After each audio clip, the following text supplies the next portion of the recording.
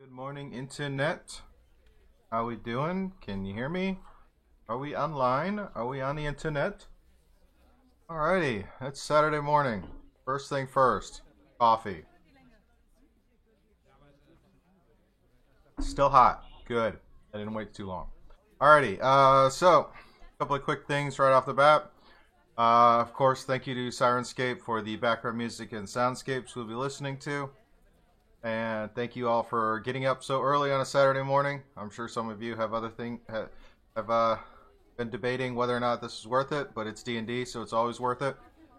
Pretty much all I have. So we're just gonna crack on into it and get started with the cast. We have a new cast member joining us today, so she should be a lot of fun. And yeah, we're gonna do the thing now.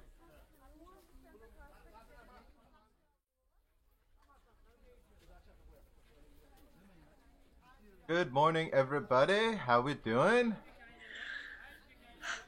Excited? Enjoying some coffee. Yeah. Oh, after Coffee makes that, the world go And round.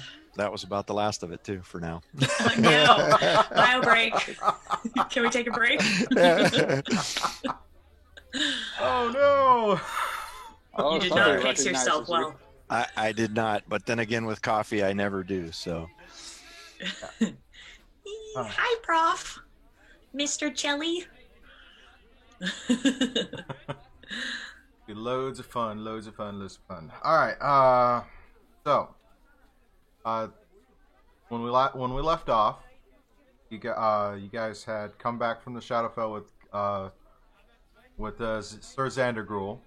Spent a couple of days in the Twilight Mansion, seeing things are starting to come back to a sense of normalcy pre-Lordak.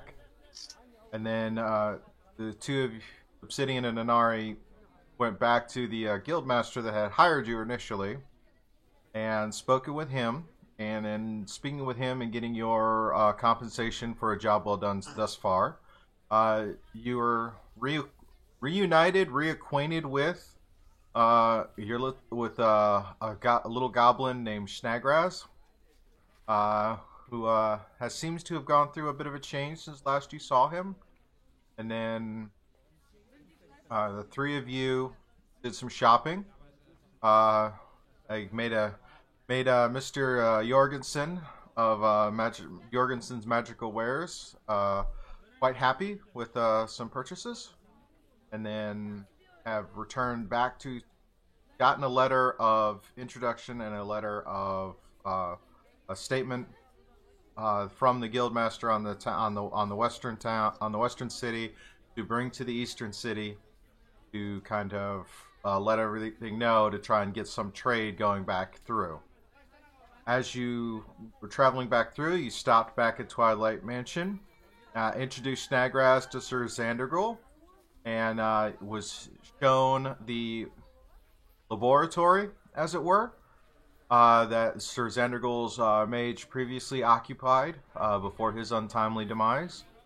Snagraz, of course, being all into reading books and trying to decipher things, was more than happy to hang out in the mansion for a couple of days and kind of read through and assess what was left over to advise on what Sir Xandergruel should look for in another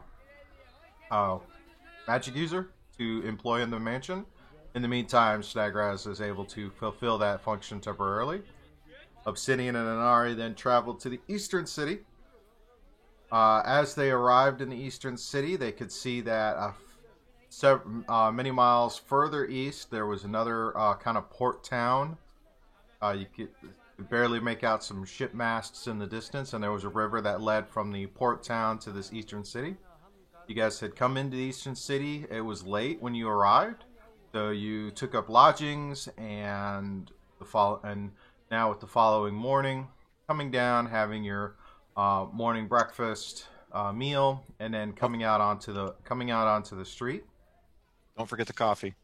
Of course, coffee, breakfast, beers, the whole shebang. Breakfast beer. Spears. Of course. Can we do breakfast rum instead? Oh, no. Pick your poison. I mean, it's all good. Yeah, but you could have mimosas and quiche in the morning. It's like it's all good. You need some bacon Nice sandwiches. selections. I don't know. I have it in my head every time I think about a morning meal. Maybe it's all those episodes of that other show on Thursday nights where it seems every morning meal is mimosas, breakfast beers, and all of that.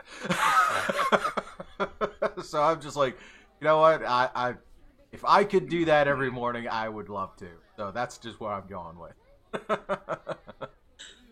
So the following morning, Anari and Obsidian have their morning meal and whatnot, and are making their way to the guild hall. That's where we'll kind of start off. Okay. Is anything else open? No, you're. It's for some reason it's actually kind of with the weather on this side. It's a little more. It's a little bit more temperate, but not much. But people still are not like at 8 in the morning setting up. So probably about closer to 10 or noon. That's when they set up because that's when you finally have enough day to kind of be out there. Still have several vendors that do set up outside shops, let alone the ones that are fully brick and mortar. The ones that are brick and mortar are open as well, but it's kind of people are kind of moseying about. There's not a lot of heavy foot traffic right now. Okay. Is the guild hall? Will the guild hall be open, or will it? There'll be somebody there, but there'll be somebody in there because Okay. that's a brick and mortar place. That's Sure. So I'll. Obsidian, you think perhaps we should go and deliver our letter this morning and get it out of the way? Absolutely. So head over so- to the guild hall. Yeah, and so we'll know where it was. The previous guy gave us a map, directions, what to look for, something. Yeah. Okay. That city is you're able to kind of get a point in there. Roll a so you go in there, you step inside, and it's a similar layout. There are a few differences than the last one, but there's a clerk at a desk, a half elf, kind of type. Not doesn't look.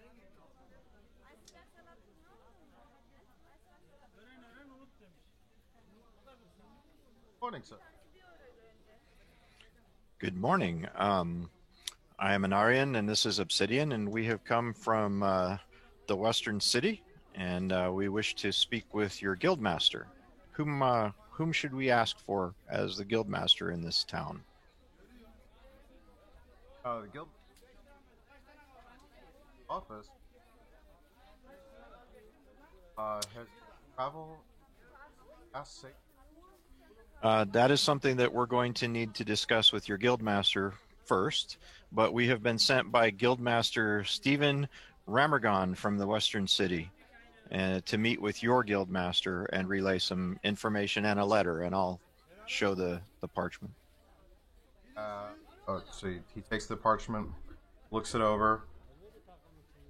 All right, one moment, and he gets up and walks up a flight of stairs that's on the left side leading up into the second floor of the building. After a little while, he and another individual come out. A Dragonborn comes down, and the Dragonborn kind of greets you and welcomes you. So you've Steven sent you. What news do you have from the western side? Well, and I'll present it. I'll ask for introductions. I'll reintroduce myself and Obsidian. I'm Anarian. This is Obsidian. We're Day and Barum and our group took care of a certain matter in the Twilight Gap, and we are still in the process of completely clearing the Twilight Gap, but it is at this point open, and the Guildmaster has sent us over with greetings and a letter of introduction, and then I'll present to him, and then I'll ask, and you are, sir? He says, my name is it's early. It's way It's too early. I don't know my name. Just call me Dragonborn. Still early. It's like, Uh, yes, names. Sorry, long night last night. You can call me Tom. Very well, sir. And he looks over the documents. Looks like it's all right. Well, in that case, I guess we'll have to try and get a shipment in order. Would you mind traveling with that shipment through the gap?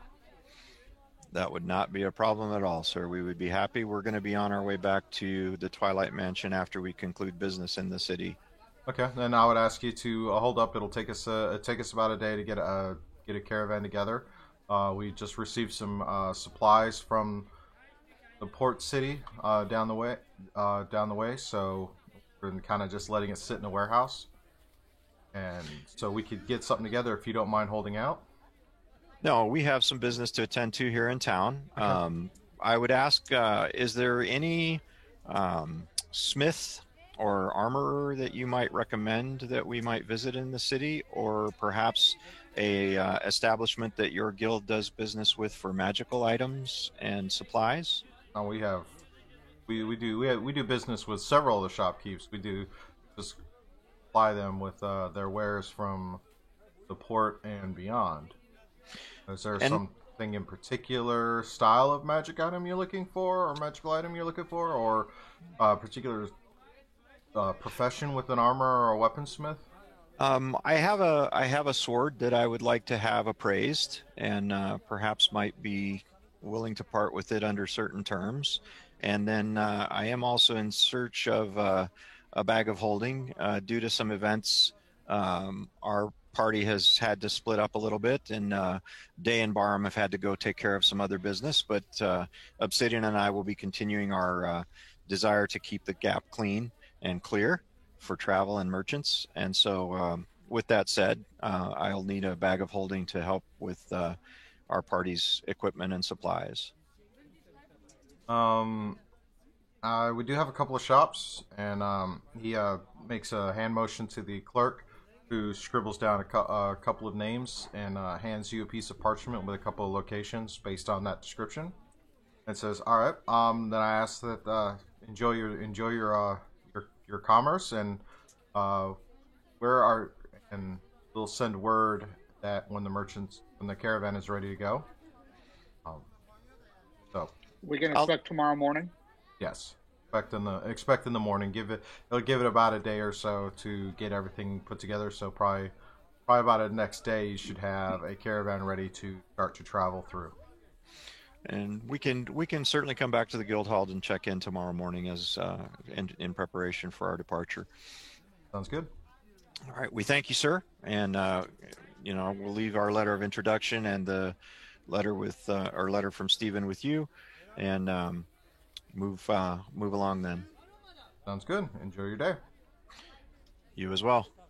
Thank you. And he heads back up into his office. The clerk takes the documents and makes sure you have all the right parchments that you need for as far as good standing and whatnot. And the day is yours. Would just out of curiosity, would he have signed off on our letter of marque from the western town so that it would be valid in the eastern town as well, or is it just because the guilds cooperate it would automatically be received?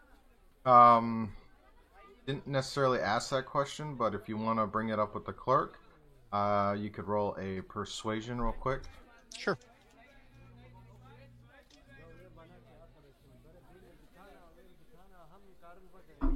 And so That while will he's be doing a this, dirty 20.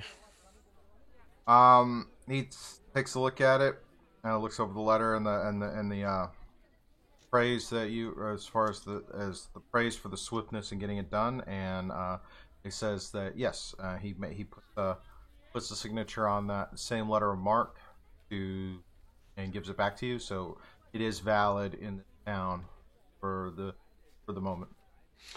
Thank you, sir. Very gracious of you, and I bid you good day. Yeah. as we're walking out, I want to sending stone message to Shrag.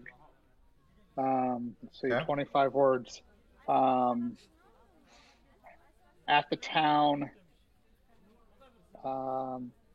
message to Guildmaster delivered. Caravan coming tomorrow. See you then. Something along those lines. Under 25 words, though. Okay. So, Nagraz, if you have your stone on you, go ahead and give me first. What's your passive perception? The passive perception is 14. All right. What are you doing in the following morning? It's roughly the same time they're having this conversation with the guild master. You're in the Twilight Mansion. You up late the night before, just pouring through the books in the lab. They showed you the mage's quarters that he had, which was near Sir Xandergul's. So you kind of fell into the middle of the night searching through that, fell asleep, like some hour you're not familiar with. So as you wake up, what is it you're doing? Okay, so Stragnaz wakes up. He's going to just pick up the book and tuck it under one arm, and he's going to head straight back down to the laboratory, and he's going to just sort of sit there, and he's going to start pulling stuff off the shelves and just working through it. It's going to be neat and orderly, but he basically just wants to get a feel for what's there. So he's going to sit at the desk. He'll have some little glasses on his nose, just a bit like, do you imagine Gremlins 2, the intelligent gremlin that ends up there? So he's going to be sat there at the desk, sheets of paper around him, and just start working through it. And if he finds stuff that's interesting, he'll make a note in the book, but otherwise he's just trying to get... How intent would he be on this? Oh, he is laser focused. For all he seems chaotic at times, this is something that now interests him. And all right, go ahead and give me a perception check.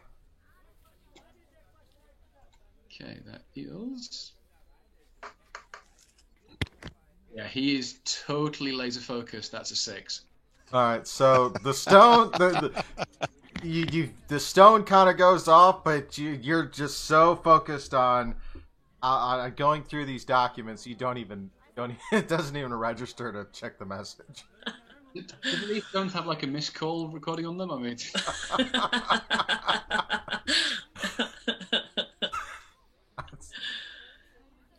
sorry, this is the way we built the character. I got to make sure we're staying true to it.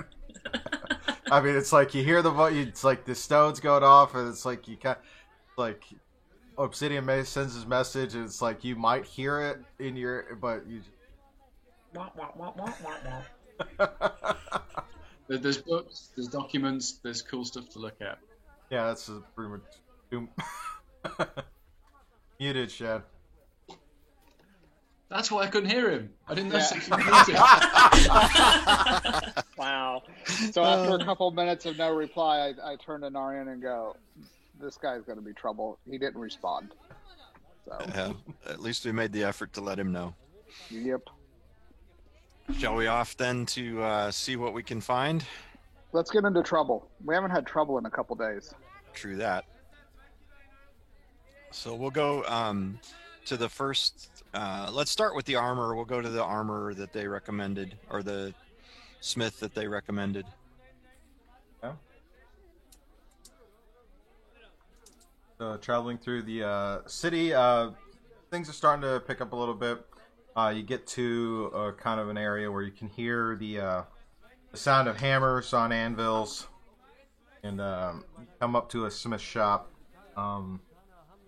As you come up and look, you see a kind of a sturdy man, portly, big kind of bushy beard. He's sitting there, apron, and he's sitting there working on something that looks like it might be a sword or some kind of pole arm tip, and then he sticks it into the water for the to kind of cool it. And then he looks up and sees as you guys come up, and kind of this warm, kind of jovial kind of chuckle. He goes, "Ah, good morning, gentlemen. Good morning. What can we do for you today?" Oh, good morning, sir. I was wondering if in your shop perhaps you might evaluate arms and armor. Take a look. What you got? So I'll reach into my efficient quiver and I'll pull out the +3 longsword, and I will hand it over to him, and I will say, I was wondering if you might give me a appraisal on this particular arm. All right. He accepts it. This is good weight. Good weight. Looks through it. Craftsmanship. And then he sees some of the etchings in there. This is like pretty old too. Kind of holds it and looks at it. Well, got some. It's definitely got some features to it. I'd say by 2000. I'll look over to Obsidian and kind of raise my eyebrows, like, well, same price as West, shall we? And I'll kind of ask Obsidian, shall we? Would I know that is too cheap or not enough gold for a +3 very rare weapon? Go ahead and roll a history check. Oh God. 8 plus 4, 12. Seems good. I hate our DM. We just hit the stop button now.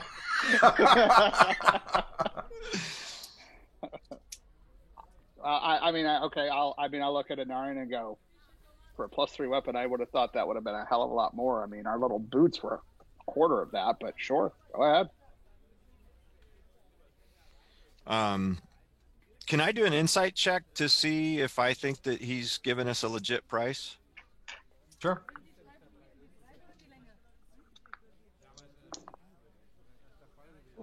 All my dice are rolling crappy. 15.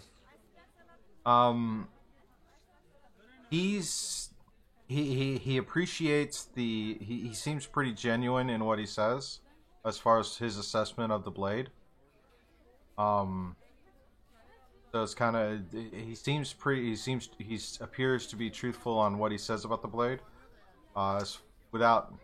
It's an old blade, and the enchantment is old, but you don't get the sense that he is trying to deceive or mislead you. Okay.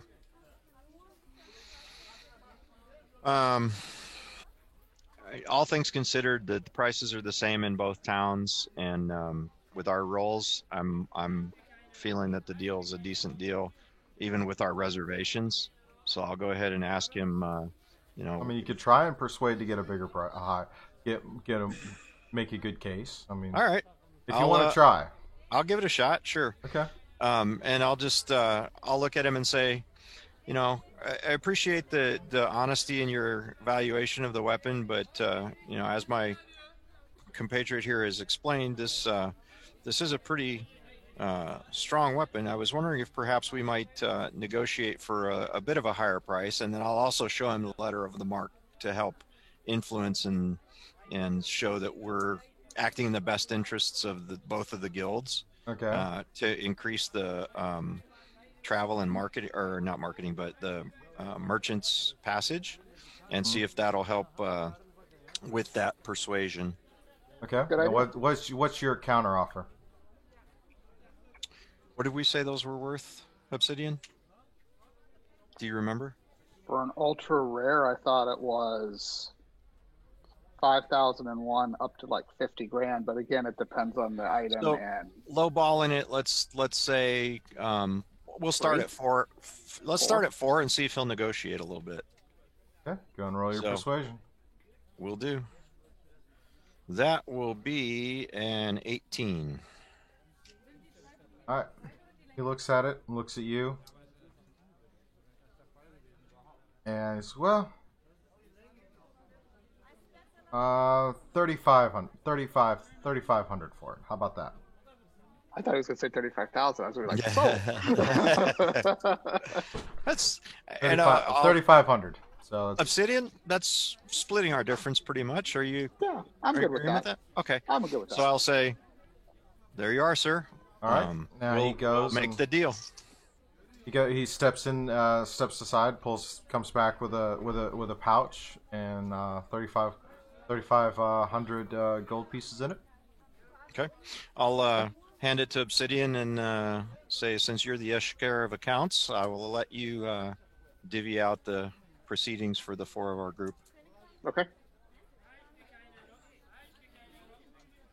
And then I will thank the smith and say, I'm sorry I didn't catch your name, and we would like to continue to do business with you. It seems like you're a very honest and upright merchant, and we like to make those type of connections. Sounds good. Sounds good. And while you guys are doing this, Wilhelmina. You didn't think I was going to leave you out forever, did you? No. Wilhelmina, you had arrived into this city. How did you come into the city? Did you come from the road to the south or from the port town to the... Yes. Your choice, so giving it to you. I came up from the south for Okay. sure, because I'm from Eberron. Okay.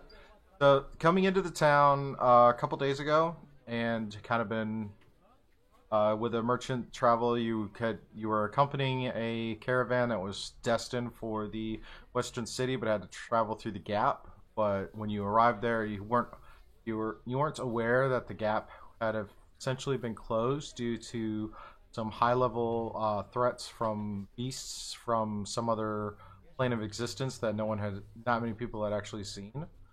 So you've been kind of in a standstill and kind of hanging out and waiting. Word has just come that to try and get your caravan together, your merchant caravan together, to travel through the Gap on the following morning.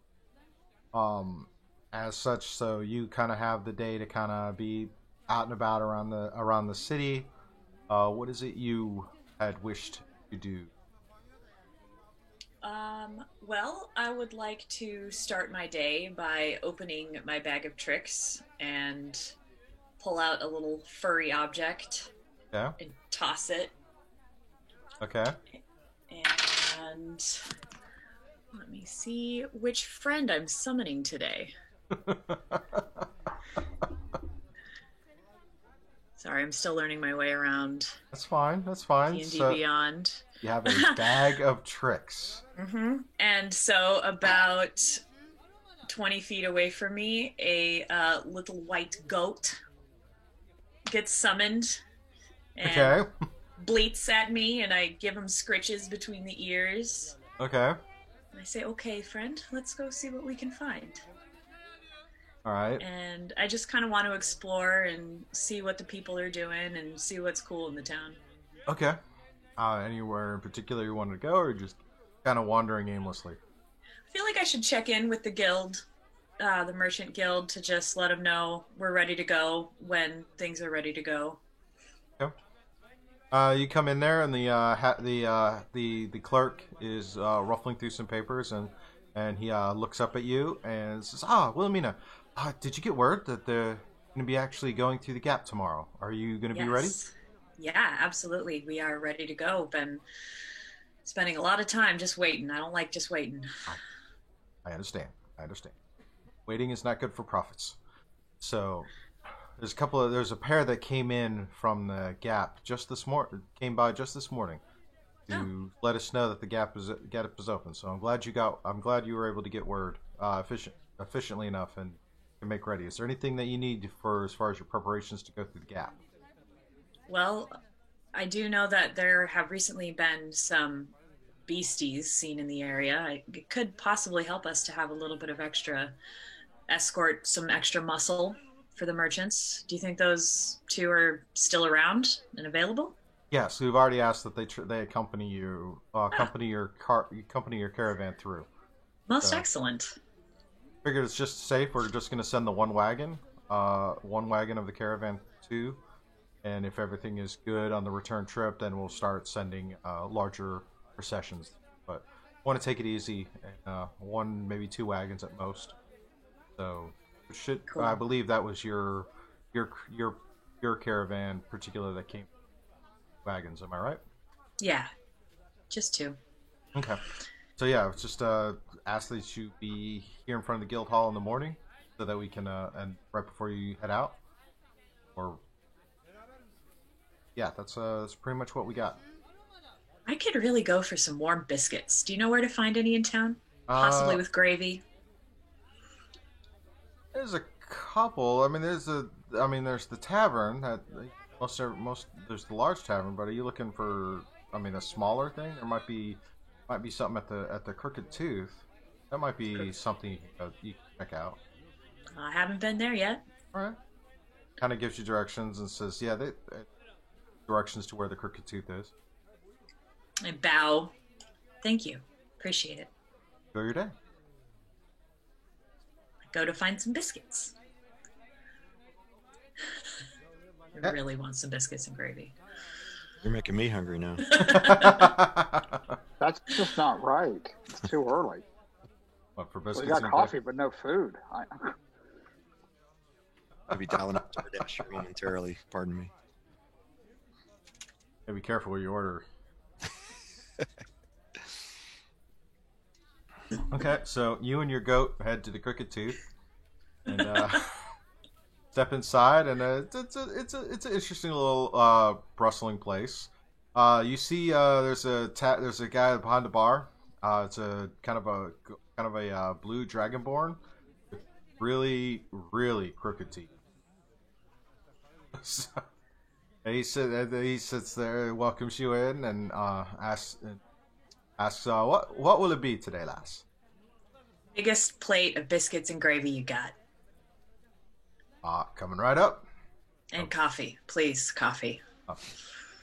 He comes up. You have a seat, and then a little while later, a little halfling waitress comes over with this kind of like big plate on top of her head. She comes over and sets it down.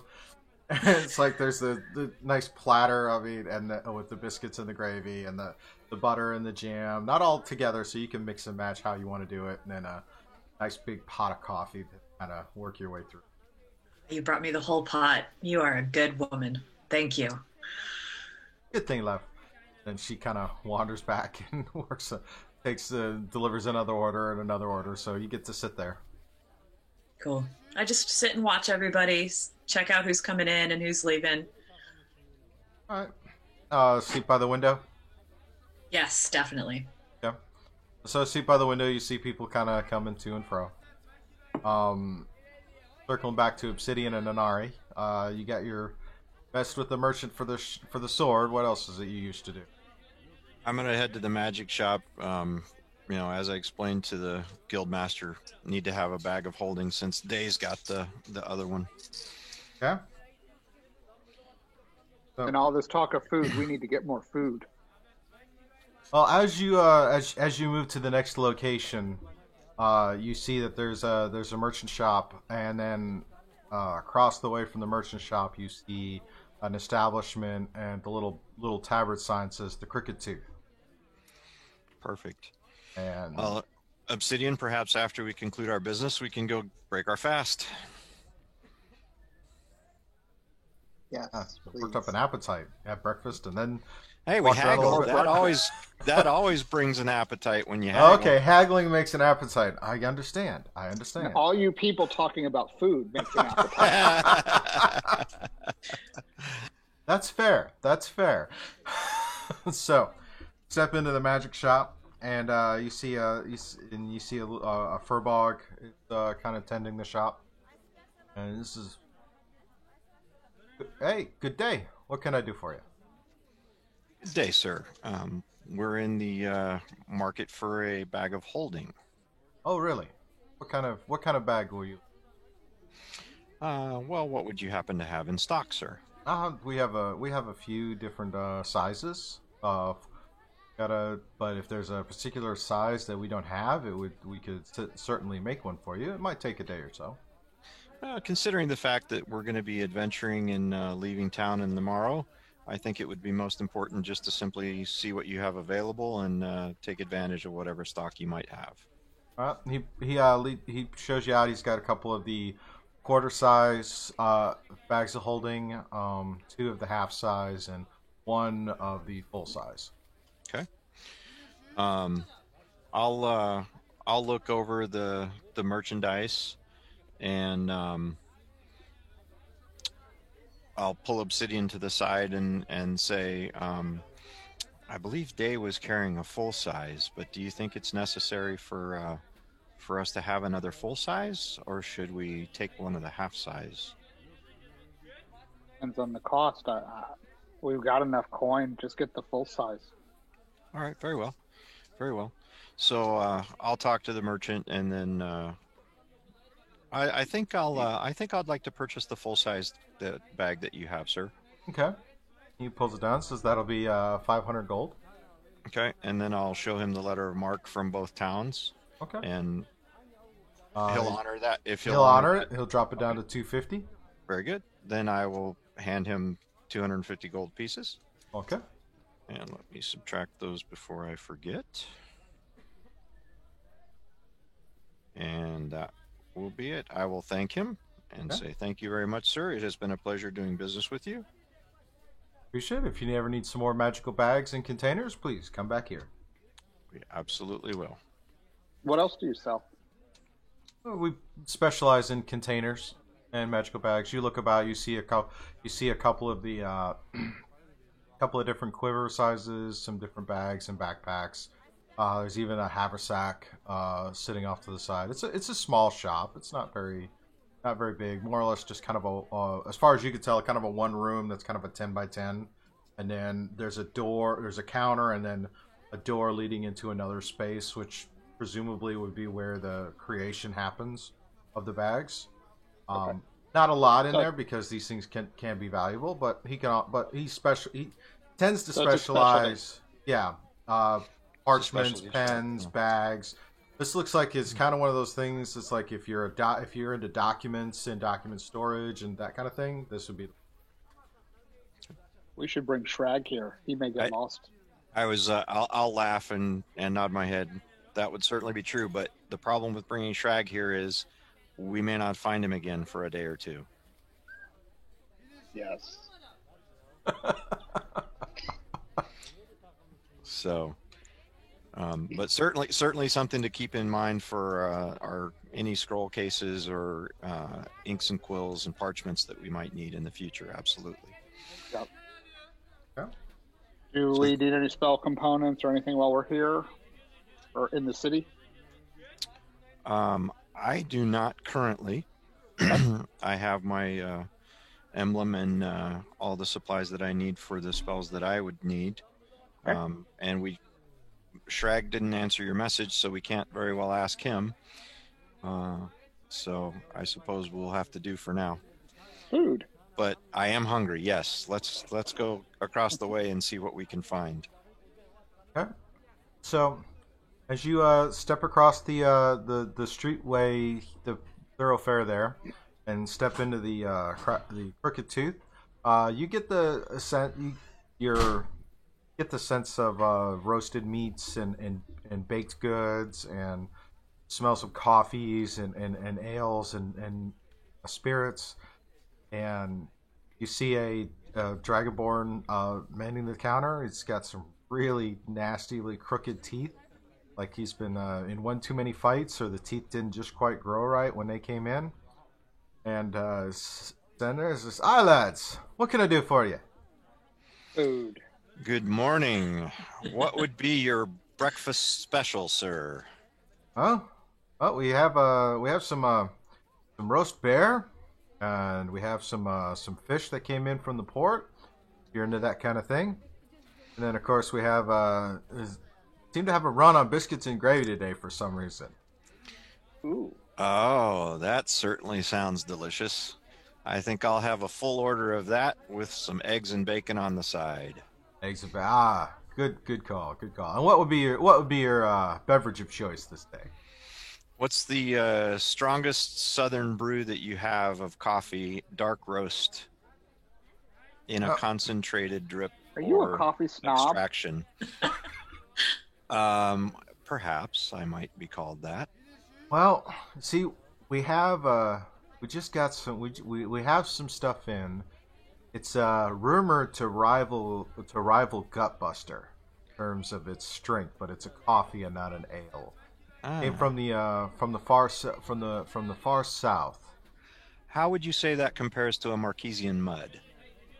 It would a Marquesian mud is probably kind of a blander, milder taste than this. This is definitely a strong. Oh. And the name of this one, sir? The name of this brew? I need to note this down for future reference. I believe it's the. I believe it. Actually, I don't even really know what name they call it. I've heard people curse it, like saying it's the dwarven as a gut buster, as well as I've heard people commented that it's the battle rager. The Battle Rager. Okay. John, The Battle seriously? Rager. He couldn't remember a name. You expected to come up with the name of a coffee? Hey, I got to challenge my DM once in a while. He challenges us often enough. That's right. That's fair. That's fair. It's the only way I'm gonna get better. Yeah. The Battle Master, you say? Yep.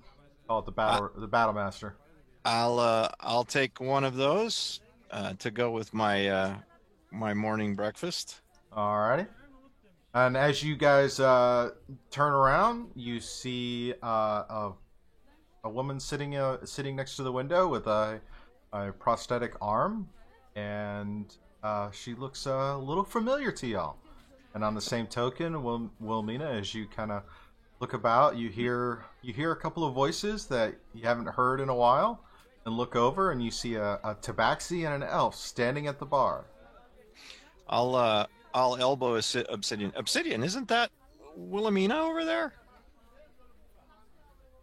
My goodness, it does appear to be. So, And I look up from my table and I see them. Obsidian, Anarian. What a small world. Come. oh, good day. And Join me. Hello. do they give us our food items to take over, or will they no, bring it to our table? You guys go, and as you go and talk with her, you see a little female halfling come out with the big tray on her head. Okay. So cute. So What is the goat? Oh, this is Scritches. He's my goat. good day, Scritches. If you don't mind, I'd like to eat my own breakfast. Please don't take any of mine. Exactly. He's very polite, but he'd be happy for scraps. All right. Well, we'll make sure and give him some of the scraps. But And in fact, while you guys are talking, he just kind of leans over and takes something from Wilhelmina's plate. He'll take from my plate. I'll ask the halfling waitress. Would you mind bringing an extra side of bacon and maybe some table scraps that you might have for our friend here, Scritches? Sure thing, love. Sure thing. He kind of wanders back. So now you've got your meal and whatever, and you guys are chilling at the table. So, Amina, what brings you here? I was just going to ask you the same thing. I'm just, We're like 7,000 kilometers away the last time we saw you. Yeah, I've never actually been this far from Eberron. I'm feeling a little nervous, but I heard some work needed to be done up here, and I figured it was time to expand my horizons a bit. So I'm just, doing my old thing, escorting some merchants, make sure they arrive safely. What are you guys doing here? Certainly hope you brought your cold weather clothing, because it does get a little chill up this way. Oh yeah, you can see that she's got like warm bands around her elbows, well, at least the one that's real, and like a thick red dress on and like a really full skirt, and she's bundled. She's very warm. Yeah, it's mighty cold up here. We've had some experience. We've recently been contracted to open up the Twilight Gap between the eastern and western towns, and so Oh, that was you. we've partially accomplished that, yes, and just Oh, came you to have bring heard. notice. Thank you. Notice to the guildmasters. So Yeah, we were waiting for about a week for that pass to open. I was starting to worry it might not open. well, fortunately, we can travel. Real quick, Yes. want to thank the chat and the viewers. We did receive a $15 donation to Extra Life. Means Forty keys! you guys will have advantage on a dice roll of your choice. Oh, sweet. That's always good. Just to throw that out there. So. And then click my little inspiration button on Too many D&D notes. Beyond. It's not the same as inspiration. I know, I'm just using it to remind myself. It's That's a fair. reminder. Yeah. Fair. Otherwise, I will ours forget. is ours is already checked. So Yes, I gave you some of that inspiration. thank you. You should use it. I was gonna say we've got a timeline. The DM's got the clock ticking, so Yes, he does. we have to take advantage of those soon. Maybe we'll actually see some combat soon, so we can, Yeah. maybe use some of that. I'm gonna. We'll take the time during the breakfast chatter to explain kind of what we've been facing in the Twilight Gap, but also explain our adventure into the Shadowfell and how we got associated to Sir Xandogul and the Twilight Mansion. Would I have heard of the Shadowfell before? Roll a history check. Nope. What was the dice roll? Garn, Natural 2. Plus You- 5, 7.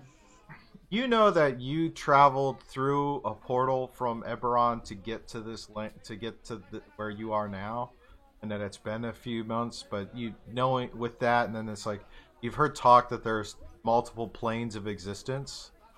So it's all kind of real heavy knowledge stuff. Where it's just like, okay, you kind of don't really believe it, but.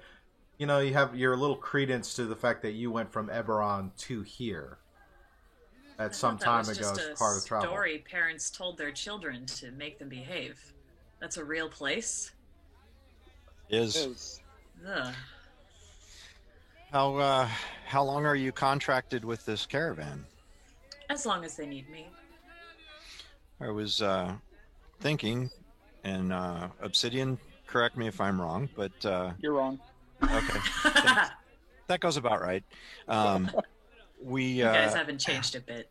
well, I don't know if that's a good thing or a bad thing, but It's good. I'll take Life's it as too it is. short. Life's too short.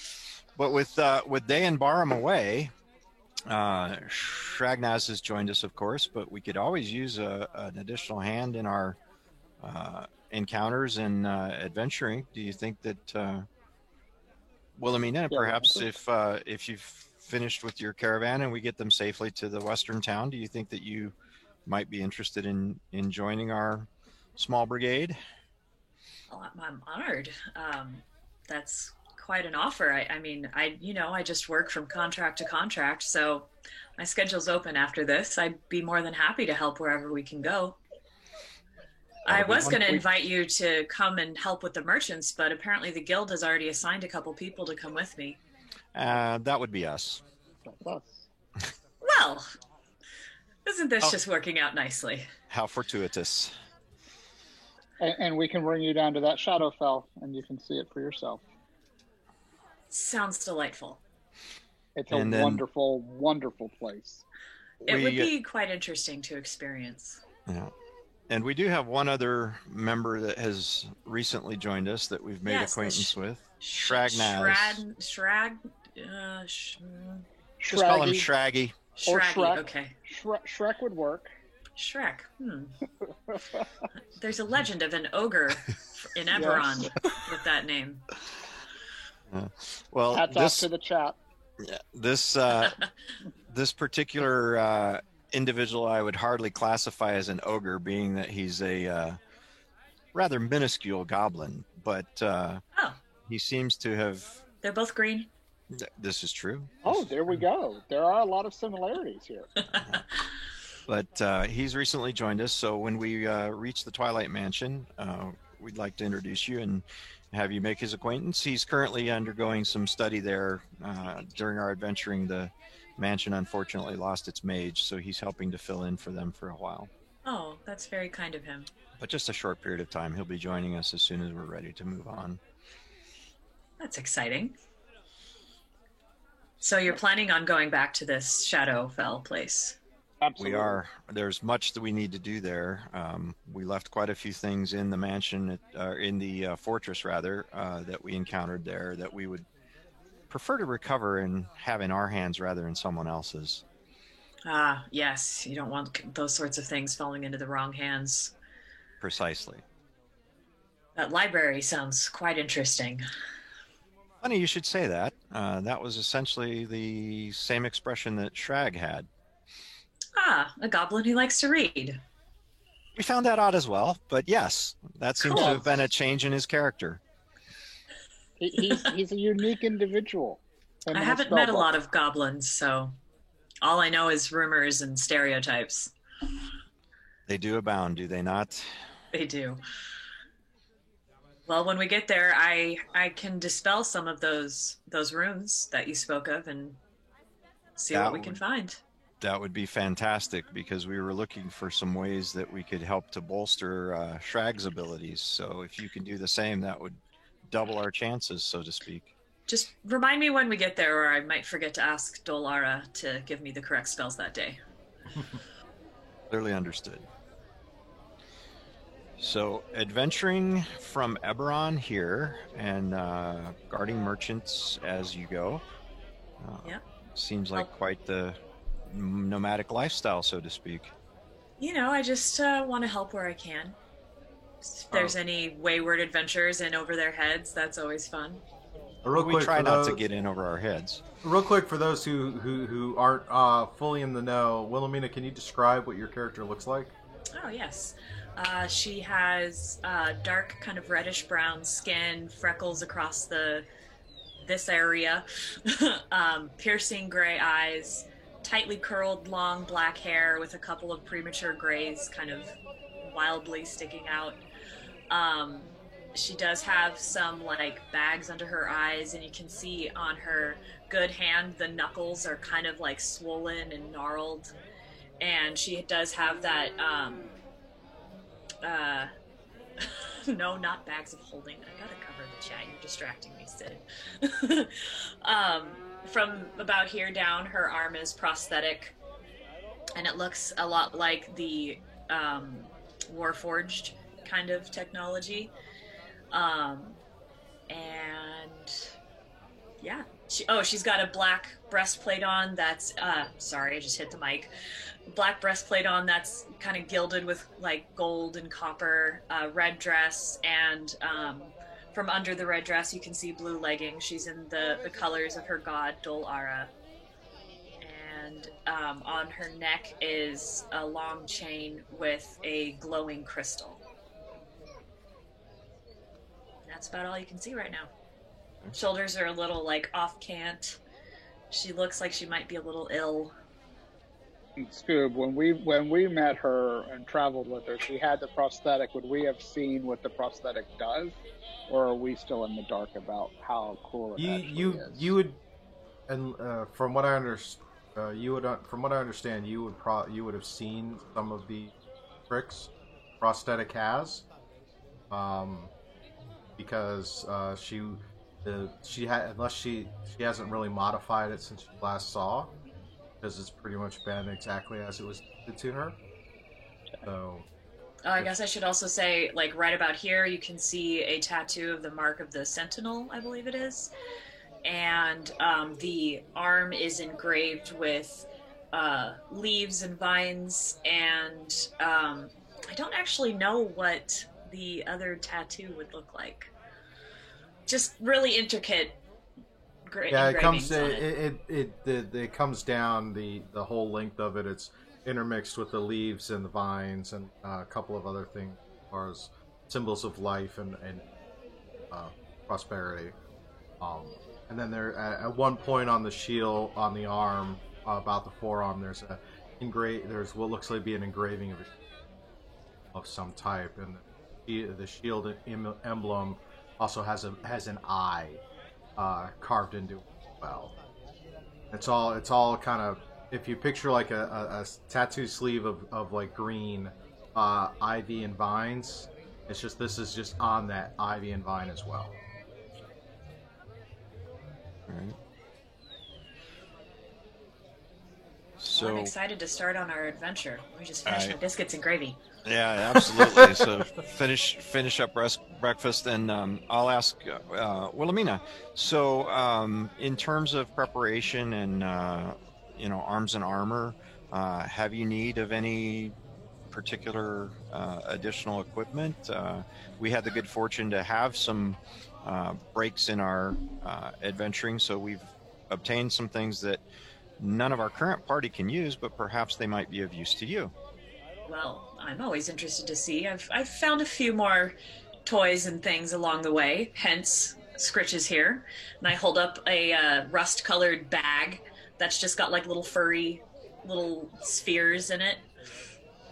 Okay. A bag of tricks. Bag of tricks. Huh, how interesting. What is it that you have, though, that you can't utilize? Well, and I'll get into my pack, rummage around a little bit, and bring out the necklace of prayer beads, and say this is something that we discovered. We happen to know this particular one. Barham was able to identify it as he had a similar one, but since he had his, he had no use for this. I'm told, and again, not being a cleric, but I'm told that this is a necklace of prayer beads that contains beads of curing, I believe. Well, that is always good to have. And you guys can't use this because I can cast spells to heal. As can I, and I can lay on hands occasionally as well to a limited degree. But we thought that this might be something that would be better attuned to someone of your skills and abilities. Well, I would much appreciate it. I promise I will heal you if you need it. Okay, so I'll pass over the necklace of healing, and I'm going to wrap it around my wrist a couple times and wear it as a bracelet because I already have my holy symbol on my neck. Okay, and then What are you fighting with these days? Well, she holds up a mace, but she's holding it backwards. So she's like got the handle out where she would hit it with something, and then the pointy end kind of like at her wrist. Got my trusty old mace. It's not magical or anything, but she like tosses it up in the air a couple times. It's done well for me. Denarian, what about that quarterstaff then? we do have a magical quarterstaff. It's not going to cut anybody or pierce any hides or anything like that, but it can certainly beat them down fairly well. Ah, bludgeoning. I'm good at bludgeoning. Very good. Well, You remember.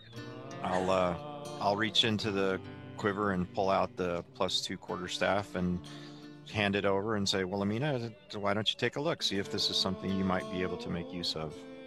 Okay, I stand up and I do some like martial movements with it that I don't know. I, like spin it around and throw it up in the air, and she looks like she could definitely be proficient with it. This is really well balanced. I'm glad that you can make use of it. So you can add a +2 quarterstaff to your character sheet, and you will also have a necklace of prayer beads. You will have to attune to that, but you can add that as well. Alrighty, adding that.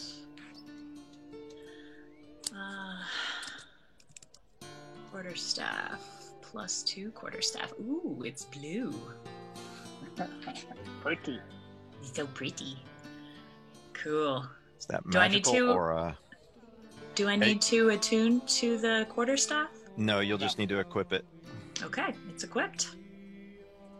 Well, then I might as well offload this old mace. It's not going to do me any good sitting in my inventory. Might do somebody else some good. We do know a smith just down the way. Bushy beard, very, very honest merchant. So we can always go back with you and see if he would give you a good offer on your mace after breakfast, perhaps. Yeah, I think I'm just about done. Very good. Finish off the pot of coffee. Chug the rest of it. I'm gonna call the waitress over and ask for another one of the battle masters. Go ahead and give me a Constitution check before you do it, though. Of course. See if you're going to be vibrating for the rest of the day. Constitution save coming up. That smells like the That Everon would be Buzz. 27. Wow. Yeah, you drink that, it's like, this is smooth. Yeah, Hey, did you I'm add- liking that. Did you add the other +3 that I give you? Oh, no, I didn't. So that would have been a 30. Dirty 30. Dirty 30. Yeah, so, yeah, you take it, it's like, I don't know what they're talking about. This is pretty smooth. This is awesome. I'll have another. Over another pot. And by the pot, they're like little hand Yeah. pots kind of deal, not like, big old 12-cup deal goes. So, And I ask for some wouldn't be one of juice, these. orange juice, grapefruit juice, whatever kind of juice they've got. I grab Okay, they'll bring that out. When the little halfling lady comes over, I just kind of like lean down and I'm like, thank you, I really appreciate it. And I give her a gold. Thank you, love. And I'll tell Wilhelmina, please, I appreciate that, but we're covering the meal and we'll provide some extra tip. Yeah. I'll let you cover the meal. I remember I got breakfast last time, so sounds good. Fair is fair. Yeah. All right. So, I put the plate on the floor so Scritches can lick up the rest of it. okay. He works it through. It gets all that. It's kind of box at you happily when it's all done. Tab comes in. It's 2 gold for all of the meal and the drinks. Okay, I hand her 5. that's what I was about to say. We'll split it again. Okay. Okay. It's always good to tip generously. Oh, Always. yes. Oh, yeah. She's appreciative of that. She's like, please, dears, come back again. Oh, we Goes- will. So as you guys go and exit, there's definitely more activity. Now we're kind of in that midday. You spent quite a bit of time chatting and talking. What would you like to do for the rest of? It was a good brunch. Shall we see what we can get from the smith for your mace? Absolutely. So we'll take Wilhelmina back over to the smith that we had just bargained All with right. that morning. All right, when you come up to him this time, he's kind of sitting there. He's got a mug in his hand and kind of working through a sandwich. Says, oh, and he sees you, kind of, back so soon? Didn't mean to interrupt your repast, sir, but we have a friend who is interested in perhaps selling a mace. I'll introduce Wilhelmina to the smith. You see Please this? call me Will. Well, you see this kind of sturdy human, like the big kind of the bushy dark beard. Whether or not it's dark from soot or it's natural hair color, it's kind of hard to tell. It's got kind of the leather apron and whatnot on it. So Les, what did you have? Well, first of all, that is a beautiful beard. And second of all, and I take out my mace and my shield, and I say, I no longer have use of these. The generosity of my mates here has made it so I can pass this on to somebody else. All right, What might you be able to give me for it? He takes a look at the pair of them. Says, I'll give you 5 gold for the pair. Oh, I think you can do a little better than that. Maybe 10? Roll the persuasion. I'm so not charismatic. I don't think that's a success. Yeah, that's a natural 6 plus 0. So that's a 6. 5 gold for the pair. Sounds good. I appreciate it. All right. Just make sure it goes to somebody worthy of it. Oh, I'm sure it will. I Live. mumble to it, and I mumble to Inari. She's not negotiating for us. I'll just kind of shake my head. What's your passive perception again, Will? 20. Yeah, you hear the comment.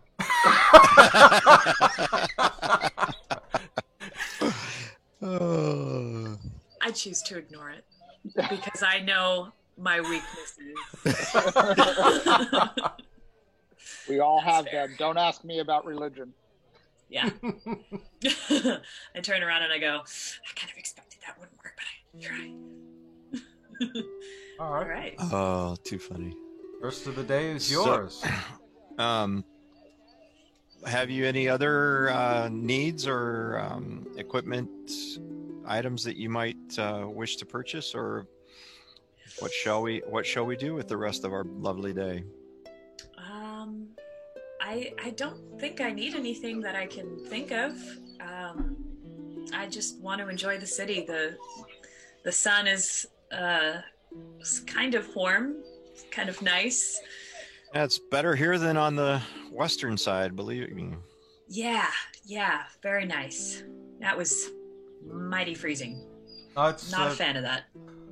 Well, to be fair, for your knowledge, you wouldn't have passed through the gap yet. You would have come from the south, so things have gotten progressively colder.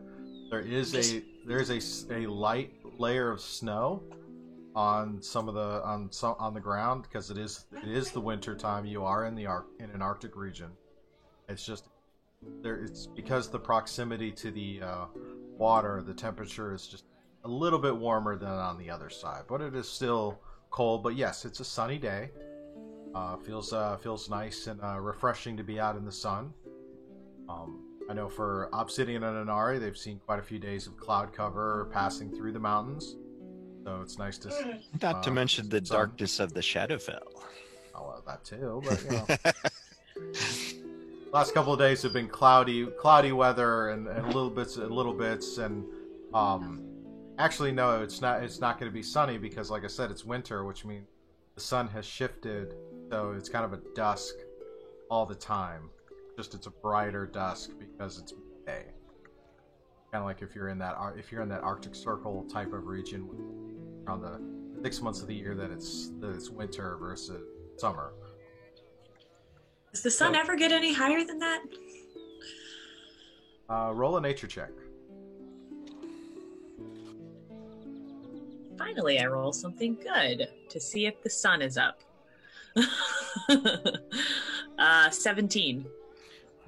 It's up, but because of the time of year, the angle isn't enough to get bright sun. Like I said, it's kind of a bright dusk. So when you look at it and you ask that question, it's like, and then you think about it, it's like, oh yeah, in about 6 months it'll get brighter.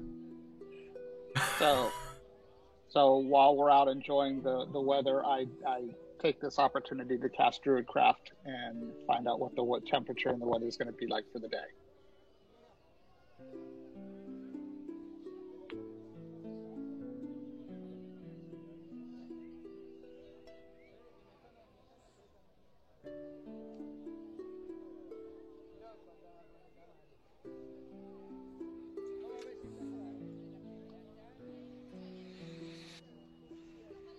Magical weatherman. That's cool. One of those little druidic skills that you just don't read much about. Yeah, I didn't know that was a thing. That's cool. Yeah, it's you have your. You create I can read it. You while you're looking, you create a tiny, harmless sensory effect that predicts what the weather will be at your location for the next 24 hours. The effect might manifest as a golden orb for clear skies, a cloud for rain, falling snowflakes for snow, and so on. The effect persists for 1 round. Cool. I can also make flowers bloom, snuff out candles, torches, small campfires, or light them, things like that. Nice.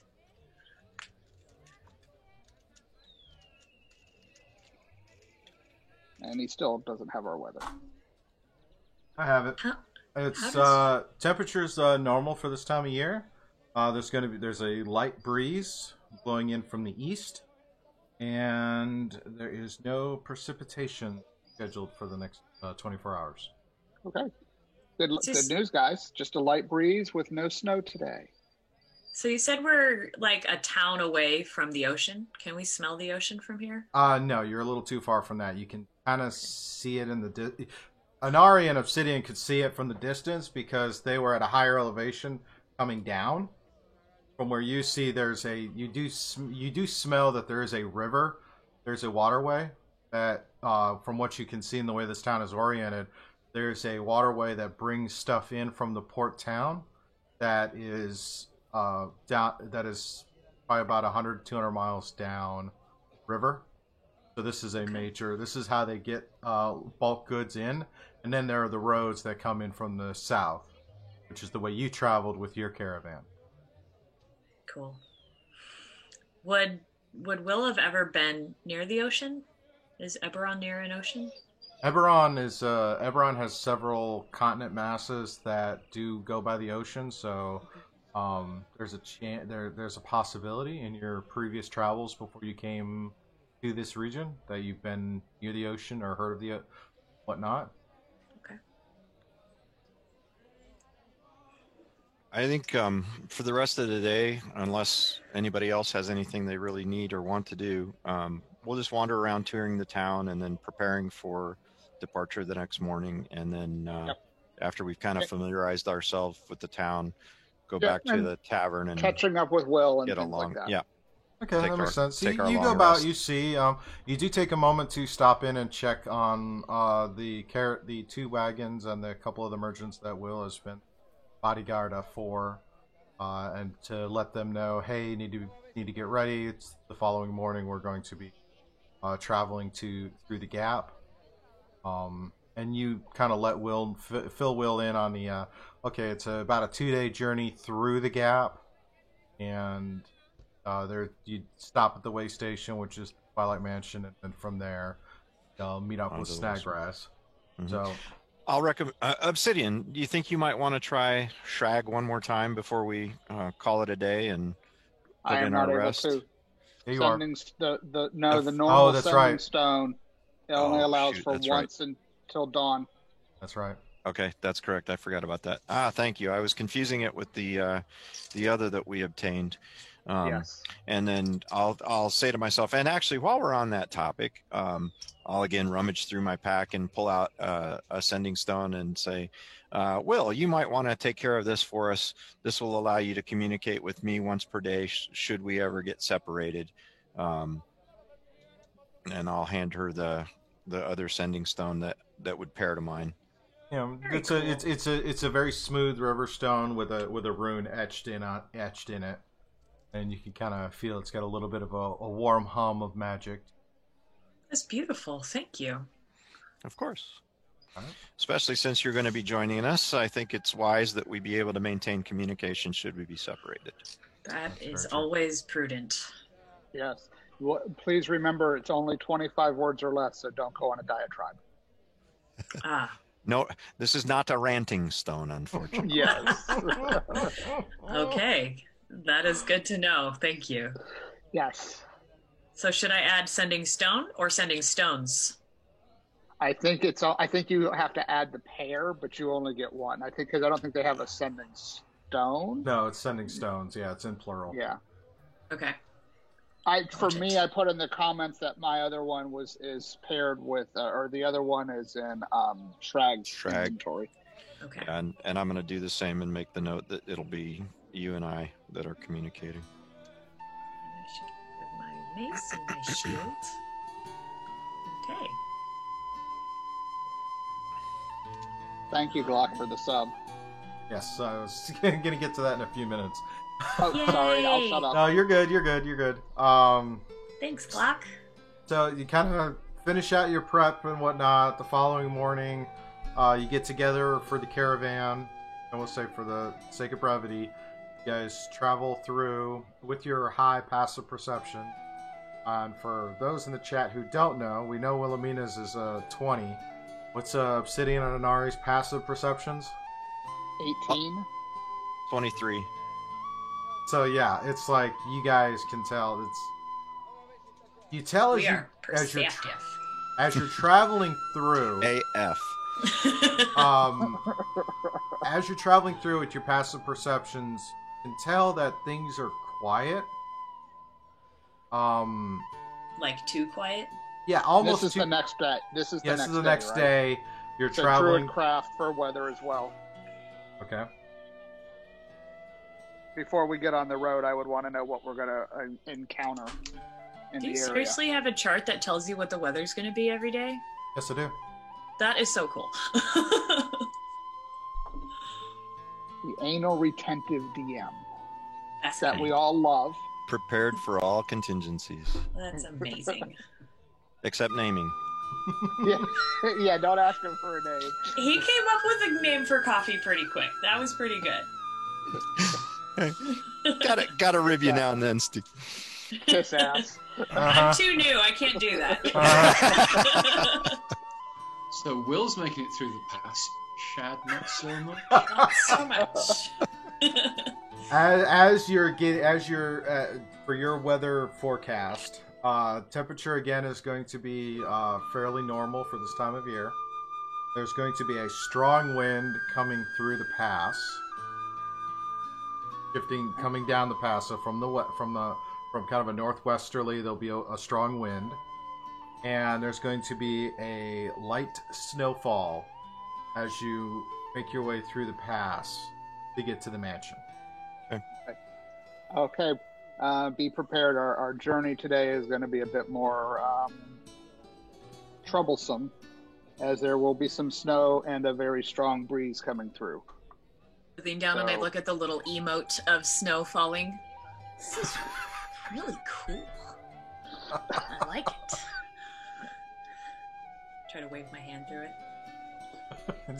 It just kind of passes through. It's kind of an illusionary thing, but it just looks cool. Oh, before we go, I'm going to pull out my bag of tricks. Oh yeah, And did the goat disappear? goat is gone, Okay. and a big snowy owl appears on my shoulder. Cool. Snowy owl for the snow. Maybe the snowy owl brought the snow. It's definitely his fault. It just kind of looks over you and goes, "Ooh."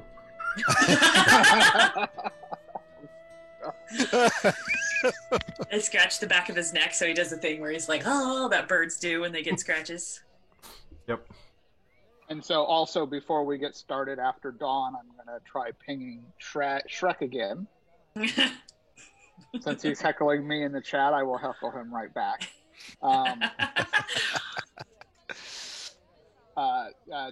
Haven't heard from you. We are on our way to the mansion. See you in a few hours. Send. All right. Drag, what have you done for the last day? Because you've been reading through books and whatnot. You're muted. So he'll have been working through the books and stuff, getting everything in order, just seeing what's actually the setup there. Obviously, since the last guy didn't really live in too much of a great state, so he's indexing it, finding out what's happening, and yeah, just be reading through, trying to find cool, shiny stuff. Probably this day, maybe now he's settled in a bit, probably maybe not as laser focused on it, and just occasionally sketching the odd bits and pieces. Okay. Go ahead and so. Yeah, you kind of sitting there. You do kind of feel the pulse of the sending stone. It's not as laser focused as you were. So pick up the stone and sort of shake it, hold it to the ear. And you hear the latest message from Obsidian that they're on their way to the mansion. They should be there by day's end. Awesome. So I'll take the stone and sort of, knowing from what we found out from the book, is I will sort of tap it a bit and sort of speak into it, and basically send, looking forward to seeing you. Fire wasn't so bad. Everything okay, maybe.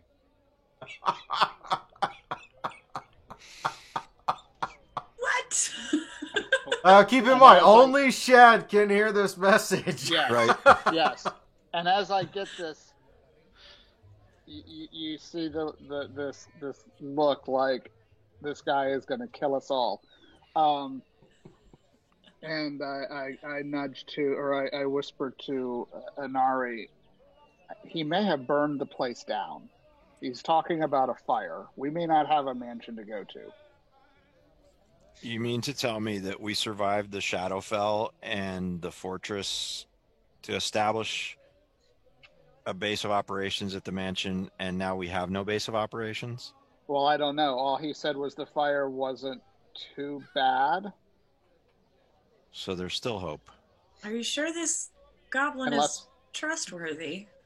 He's setting I'm fire to wondering. random mansions. We're not. Reminds me of another sure group I just know. yet. The Twilight Mansion is a rather important stopping place for travelers. Yes, it is. Hence the concern. I'm hoping he was just making a funny, because look at him, he definitely likes to make funnies. He Well, is I somewhat of can't a look at him. prankster. Yeah. Yes, Well, I'm you'll see when hoping. you meet him. Yeah. He is somewhat of a Big prankster. ugly hat, short green thing. Huh. Yeah, I'm intrigued. I'm very intrigued. Hopefully there's a mansion to get to. absolutely. I'll start scanning the horizon ahead and see if I can see any smoke. Ah, As you're making your way through making your way through this half of the pass, there is you do hear your passive perceptions are picking up some sounds and kind of movement off to the distance, but there's a lot of some of the usual kind of creatures and whatnot are still kind of absent. I mean, it could be just because the snow and the wind, it's hard to make out, and it could be a play of trick from the wind rolling through the mountain and the trees. But for the most part, your journey through this half of the pass is relatively just difficult because the wind is really kind of it's a heavy wind blowing against you, and the snow and the snow. But you do make it to the mansion, and at the end of the day, the caravan kind of comes up to it. The guards greet you. Everybody comes inside and kind of reunites. And this is where we will take our break, real quick. thank goodness. When I see I the got a bio mansion, break real bad. yeah. When I see the mansion, I'm gonna heave a great sigh of relief. It doesn't look burned down. No, it's not Sorry. burned down. And as you go in, you gotta go into the communal kitchen. Do the dining area, food, drink. Extra for Jingle. Sleep. Don't forget. Oh yes, Jingle. yes, of course. You guys make sure Jingle is there so you get your benefit in the morning, and we will pick up in the morning after our break. So, go ahead and transition over. Alrighty, guys. Welcome back from the break, and of course, as we said before we let into that, we're back in the mansion. You guys have all met up, had a good night's sleep, and as you woke up, for Obsidian and Inari, that it's becoming a kind of you're acknowledging the feeling. For Wilhelmina and Shagnaz, you're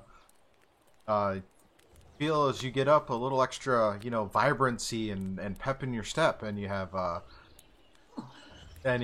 10 temporary hit points. Not quite sure how, but Obsidian and Inari have kind of like, yep, making sure we keep our friend happy, and he's a boon. Absolutely. Wow, this coffee is like really good or something. I'm feeling great. Yeah, Jingle does a great job. Jingle? He's a little friend Oh. of ours. Yeah, you have your friends, we have ours. I want to see Jingle. Do you think we could persuade Jingle to come out and say hello? Probably not while the staff is active as they come, especially Okay. now that there are guests in the mansion. Okay. He likes to keep a low profile because of his job, or his relationship with Sir Xandergol and his job. So, kind of, if you want to chat with him, it would be like late or when there's little to nobody Little around. activity. Yeah. Yep. We'll All right, keep your secrets. Wilhelmina, we'll see what we can do to introduce you later, but he's being a little bit shy right now. Okay. Think of him as kind of like Dobby the house elf. Oh, Dobby. I know. Bobby had some We all- iron hands. We all need our own little Dobby. My dog is my Dobby. I need a Dobby that will actually clean. My dog doesn't do that. Poor Bailey. I'm sure Bailey's probably sitting there looking at you like, really? He is. I'll Gets the duster out.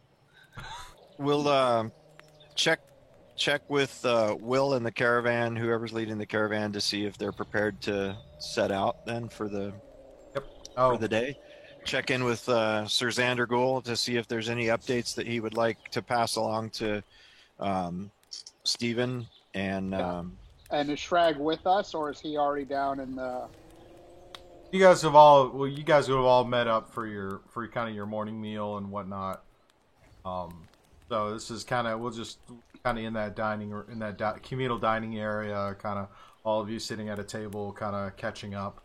Wilhelmina sees Stragnaz walk in, the big floppy hat. I recognize that hat. Why do I know that hat? He's going to turn towards you. Obviously, he'll wave at the other guys and go, "Geezer!" Deliberately pointing at Shrag on that. And then he'll turn to yourself and it'll be like, and he'll look at your arm and your leg, scratch his head a bit and like squint you a bit. And he'll I'm making the squinty face back. And at another point there, he'll go, and he'll walk over and go, "Think I know you?" I think I know your hat. I've seen that hat before. It's a very distinctive hat. I like it. You want to take it? No, Oh, that's okay then. I'm good. You can keep it. It suits you. We have definitely... I know that we've been in the same place before because I definitely recognize that hat. At that point, he'll prod you prosthetics a little bit and go, "Yeah, I've seen you too. Recognize the shinies." Ah, yes. They're rather distinctive. And there is actually only 3 digits on the hand. There's not... This one isn't there. And I His hand and count it and... prod you back. Yeah, it's different.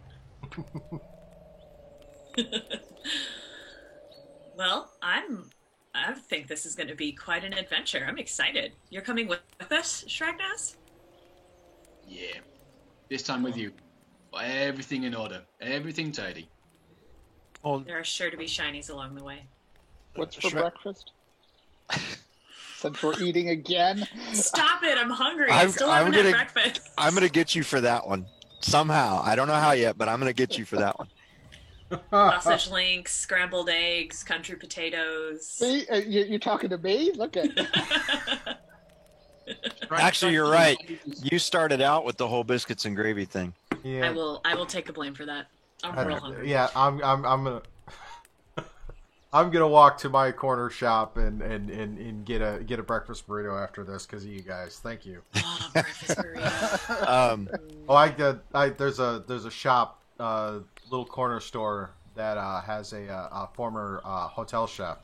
She kind of has her own little catering business, so she's in there, and it's just like, I mean, if you think the burritos from Chipotle are big and filling, it's like people have asked numerous times. I'm like, yeah, you get a burrito from there, you're not eating for the rest of the day. It is. Cut it in half. I mean, if you're lucky. She's always like, I don't know how to make the portion any smaller. That's Because we tried, because my daughter likes to try and eat the same burrito I eat, and she's like, I don't know how to do that.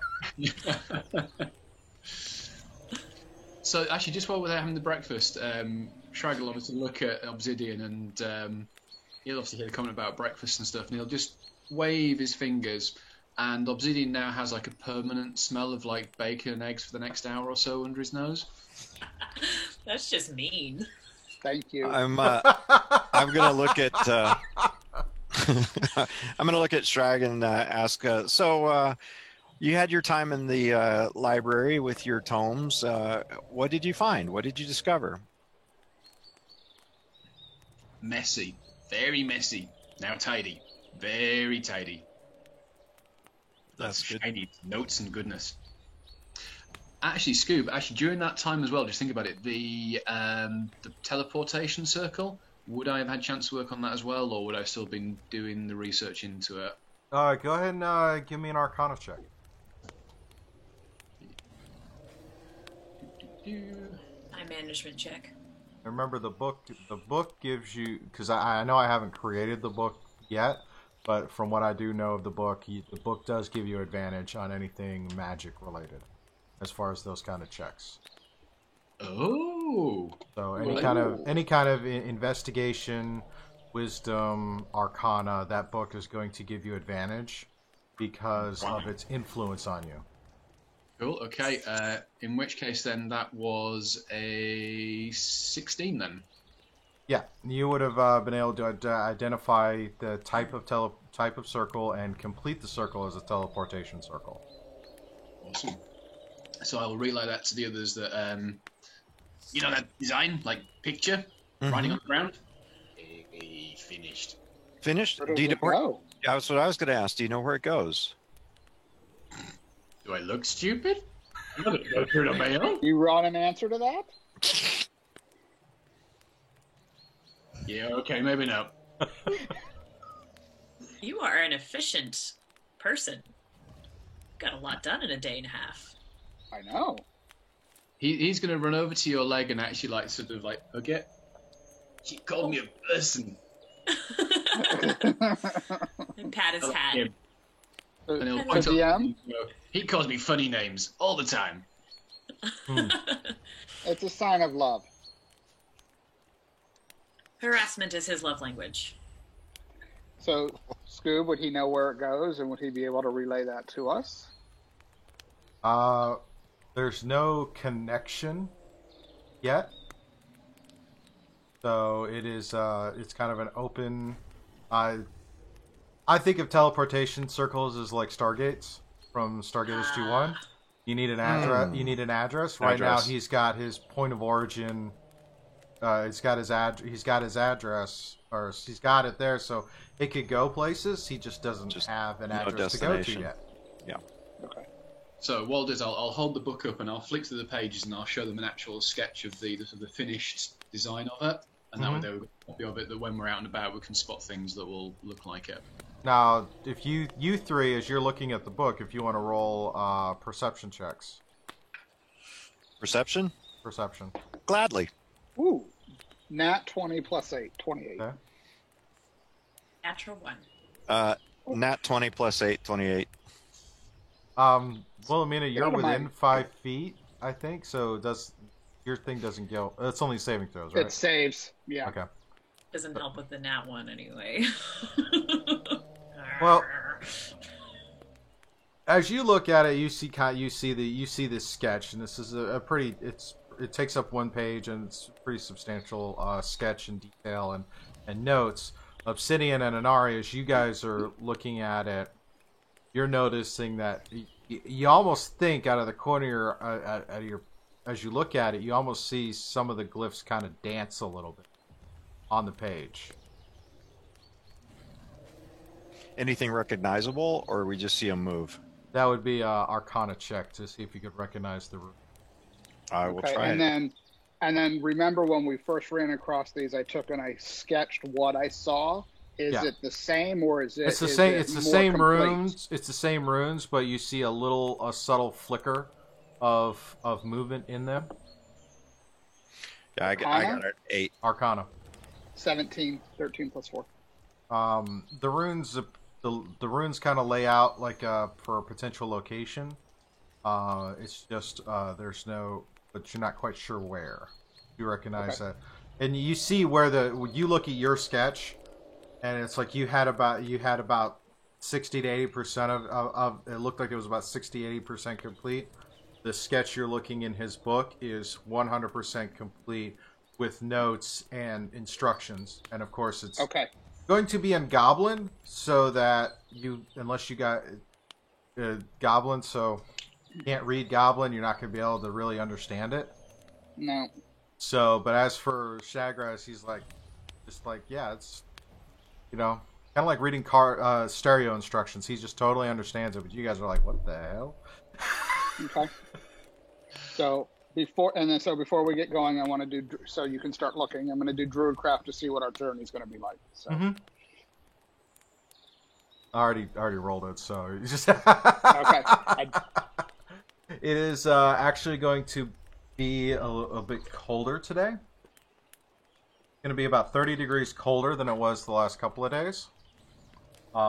It's that strong wind is still there. You can actually kind of hear kind of blow across the mansion, and there's a light snowfall, kind of moving, kind of a light blizzard as you guys are going to come in. It's still coming from the northwest, blowing southeast. So it's going to be kind of a cross breeze over the trail. Okay. So, and I'll relay this. It's going to be about 30 degrees colder. Snow is still falling. You can hear the wind. And it could pick up to almost some blizzard-like conditions. Okay, hearing that, I'm going to just kind of gobble up the rest of my breakfast and grab my coffee and go out to the merchants where they're preparing and kind of relay the information. Yeah, as soon as you sure step they're all outside. extra bundled up. Yeah, and as soon as you step outside to check the wagons or whatever, you feel it. I mean, you step out, it's that woof. There's that wind right in you, and you're just for almost a moment, you're like, he's either telling the truth or he just looked out the window, because you see there are a lot of big windows across the building. But I can see the little doohickey that gets summoned, right? Yeah, you can. And it was kind of It was definitely kind of swirling about, but it's almost like what he predicted and what you felt when you stepped out. It was like, I think he might have underestimated it. Yeah. You know, it's like the Put my weatherman head says, back in. "Oh, it's You going to be weren't this," kidding. and you step out, you're like, "What the hell is he smoking? That's not how this This is feels." so much worse. That little symbol really does not capture the biting wind. No, it doesn't. And knowing that we're about to travel and it will possibly be dangerous, I am going to summon 3 friends out of my bag of tricks. Okay. And the first one, a big furry brown bear, comes out. And then for the second one, let me just make sure I get this right, a mastiff is summoned. And then the third one is a giant boar. Impressive. And I tell them I tell the bear and the boar to stay near the back of the caravan while we're traveling and so watch she's our backs. He She's has outside stepped doing outside because they're out there. They're finishing their final prep and whatever for a couple of them. You guys are, I smack Anarian, and I'm like, look at this. It's a freaking zoo. Oh, you guys are still inside unless you've come outside. She The has windows. stepped out. Oh, the We windows. Oh, yeah. through the windows. Oh yeah. So yeah, you're coming out and bundling up. You see, yeah, she takes her little bag, reaches her hand in, tosses 3 things in the snow. Then all of a sudden, you have a bear, a boar, and a dog. I'm giving all of them scratches and Obsidian, I'm not sure if it's a zoo or a circus. Can't quite figure it out. Reminds me of the squid. Oh, I'm sorry, different character. Yeah.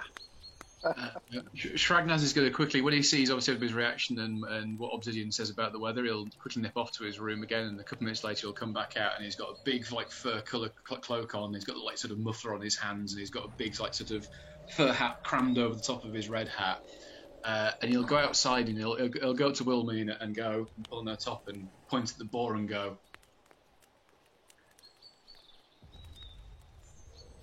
And right it. Yeah. So we check in. do you want me to help you up? Yep. He'll hold his hands up like that. I pick him up and I put him on top of the giant boar. I'll grab a scruff of the fur in my hands and go, right, ready. And I grab the sides of the boar's face and I go, "You listen to him today, okay?" And I smooch him on the nose. It kind of snorts back No. at you. Before we go, I want to check with Lord. Oh God, what's his name? Vandergool? Thank you. Mhm. See if he needs anything from the town we're going, or if he needs us to deliver anything while we're headed that way. No, he's just wanted to make sure you guys get there, so when you come back, hopefully there'll be another caravan that's on its way back and whatnot. But Okay. Sounds good. So, when we're ready to go, I want to kind of hang into the very back a little bit and go, I'm going to get you back. And he casts Druidcraft to Shrag. and I create an instantaneous sensory harmless effect of a faint odor of a skunk that only Oh, he can smell, and go, "That's for the bacon." He doesn't know it's me, but he can smell it. I don't want him to know it's me. You'll see Shrag pause and go, "Oh, yes." Well, that didn't work out like I wanted. The smells Okay. of home, huh? All right, so All you load up with the caravan. There's a couple of merchants pulling the caravan, running the wagons. You guys are kind of riding or walking with, and you start to make your way through. It's going to be slow going because of the wind and the snow. You guys get probably about halfway. Probably a few hours in, kind of trudging along as best you can. You guys, with your stupidly high passive perceptions, what were they again? 20. Like 20 and 23. 18. Said, what's yours? Mine's only a 14.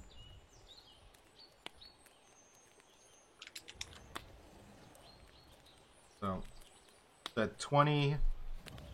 What was your shot? 18. 18. Anari 23. and Diagnose, you says it was lower. All right. So Anari and Wilhelmina, or Will, as you guys are going, you catch some movement opposite sides of you, and kind of clue in the rest of them that there seems to be movement on either side of the gap as you're going.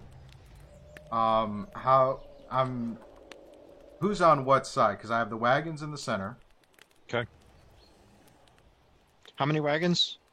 2 wagons, and they are about 15 feet apart. Okay. Between the rear of the lead wagon and the horses on the second wagon. Okay. The bear is in the back. Bears So in the bear- back. Right. Again?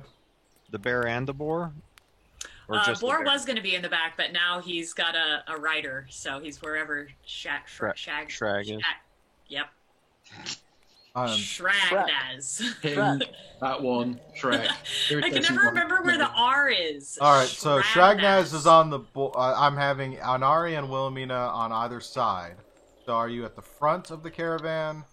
I would anticipate I'd probably take point. Okay. Yeah, and I'll be right behind him on the opposite side of the trail. Okay. So, all right. Obsidian, where are you in the... Well, then, if they're both up on point, then I'll take the rear. Make sure nothing comes up from behind. Okay. And Shagnars, where are you with the boar? I'll be somewhere in the middle, probably more with the caravans. All right, so we'll have you kind of in the center. We'll kind of have you riding as that third spot. So it's wagon, Shagnars, wagon. Sound good? Yep. I love the image of a goblin riding a giant boar. It's so cute. It's not the worst mental image I've had for goblins. So you know, there are those things. Oh, and I told you the boar's name is Larry. Sweet. Okay. Larry and Shrag. Larry and Shrag. Okay. So that's the order. So as you guys are walking up, Anari and Wilhelmina, you notice there's some movement on the side. As you kind of progress, you're kind of watching through. Signal the others and prepare my longbow. Okay. And after probably another 15 or 20 feet, as progressing, all of a sudden, the movement on the sides becomes noticeable to everyone. And from opposite sides of the trail, you see 5 creatures lunge out. 3 on the left on Anari's side. Okay.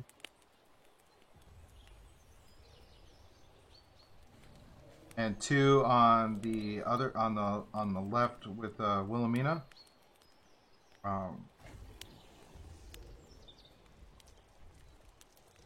And these are in the front or the back? They come from the sides. So this is like the front of the caravan, middle of the caravan, back of the caravan. Yeah, essentially. So yeah, you have Anari on Anari's side. It's like 1, 2, 3. Shagraz can look to his right and see one of these beasts. Anari sees a beast, and then at the rear you see a beast, and then on the left side, between about the wagon, a beast comes out. So it's technically a little bit behind Wilhelmina. And then above, in front of you on the right side, another one comes out. So you see, from your vantage point, Obsidian, you can see 2. Shagraz, from your vantage point, you can see 3. 1 on the left, 2 on the right. Anari, you see 1 on the right.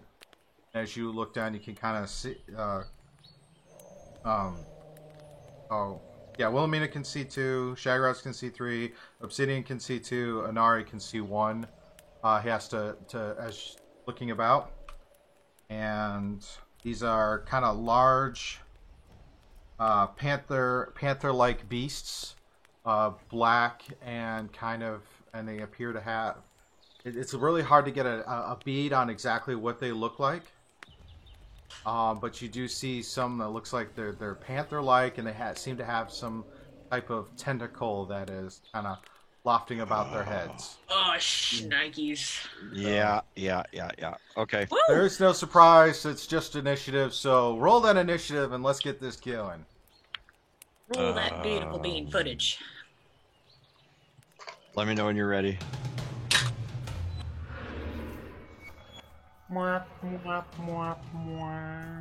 Setting that music. Obsidian, what is your initiative? 18. Anari? 22. Okay. Shagraz? Yay, natural 1 for a total 5. Oh, ouch. Alrighty. And Will? Also 22. 2. Alrighty. It's called tactical positioning. Yeah. Yeah, that makes sense. We'll roll with that. Alrighty. So Shagraz is at the end of the initiative order. Nari, you are up first. Let me adjust that combat music. Add. You're playing Hell's Bells? No, it was a nice little sound set for this, so the chat can hear it. Hopefully they're enjoying those wonderful sounds. They get that fun. There we go.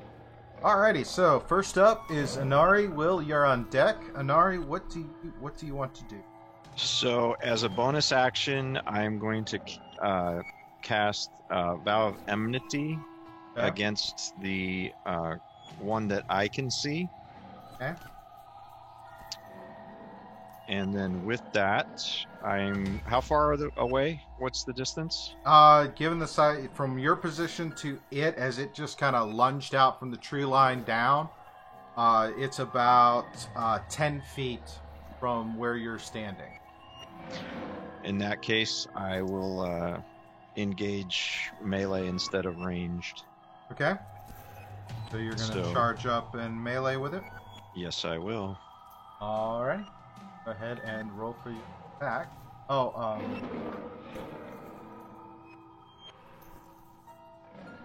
Okay, yep. Go ahead and roll for your attack.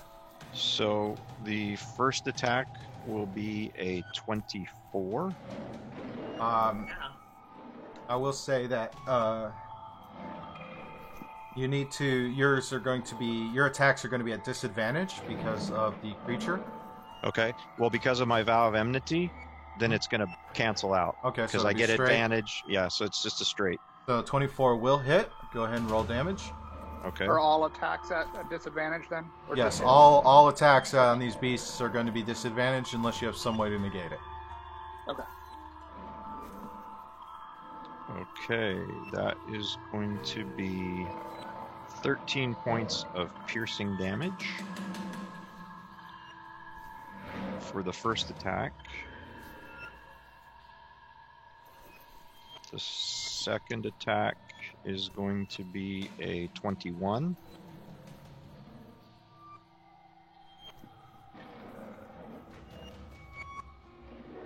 So, yep, both of those hit, or that second one hits as well.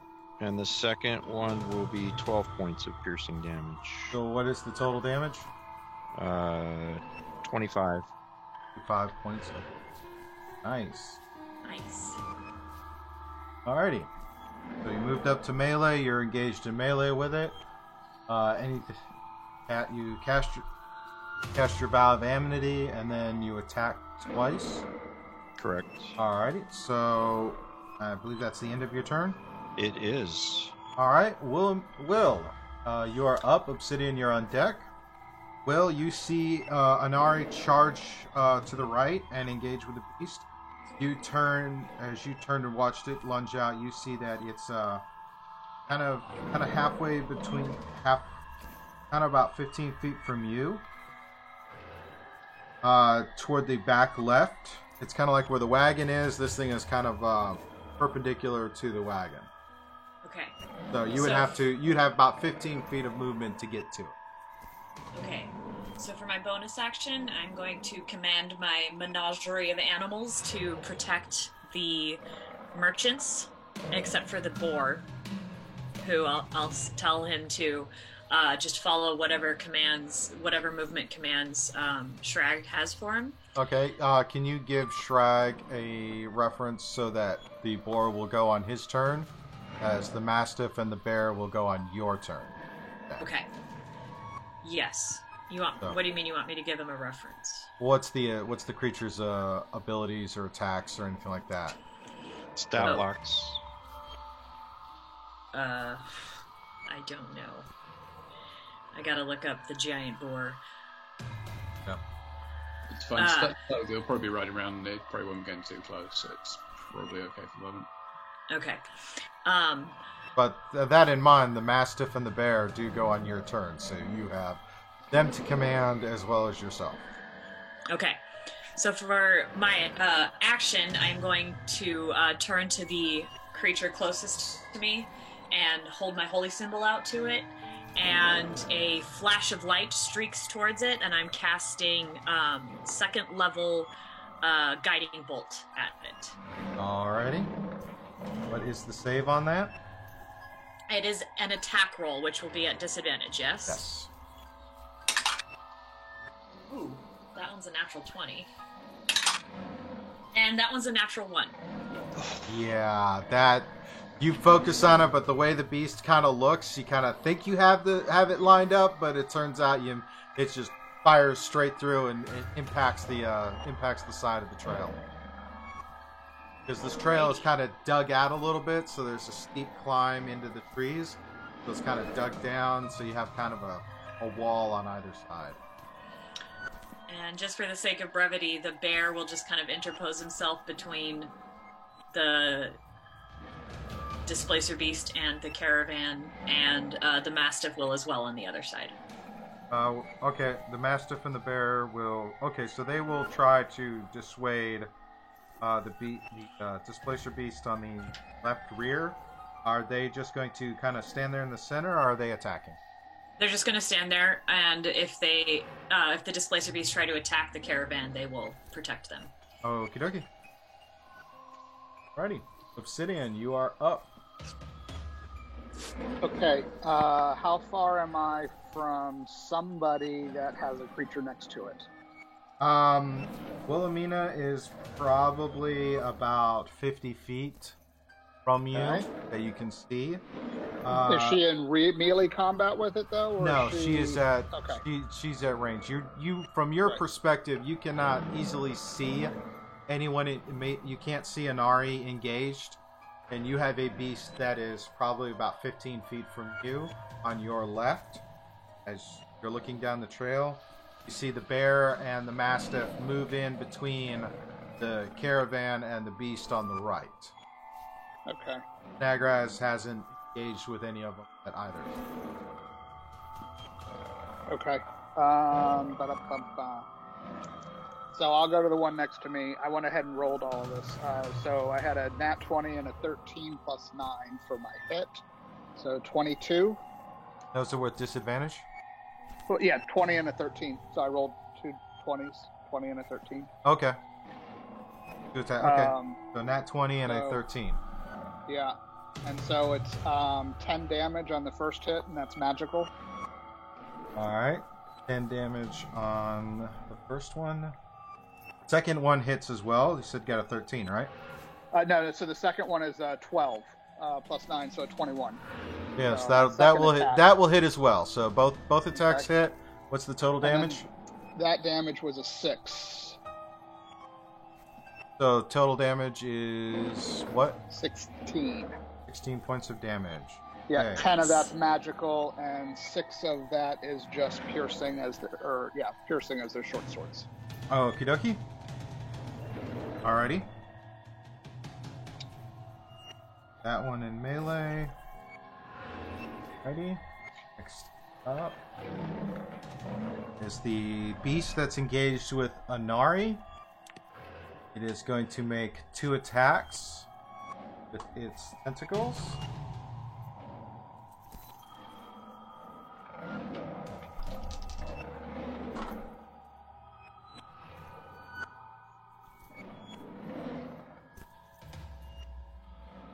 A 20 and a 21 to hit. Both will hit. Alrighty. That's 7. That's 10 points of damage for each hit.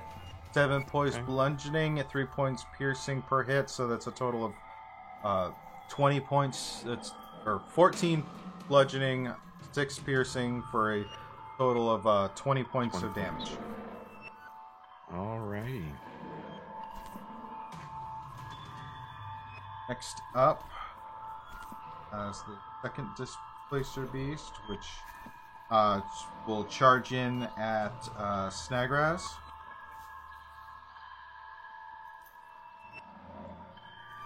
Yeah. So charges in at Snagraz and makes 2 attacks with its tentacles.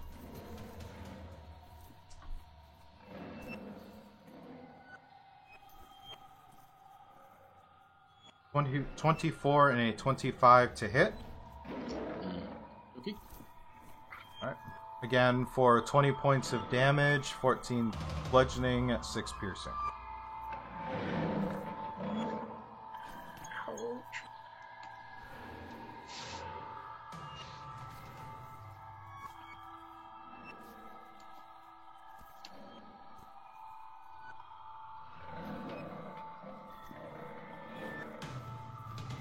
Next beast, which is going to charge at Wilhelmina.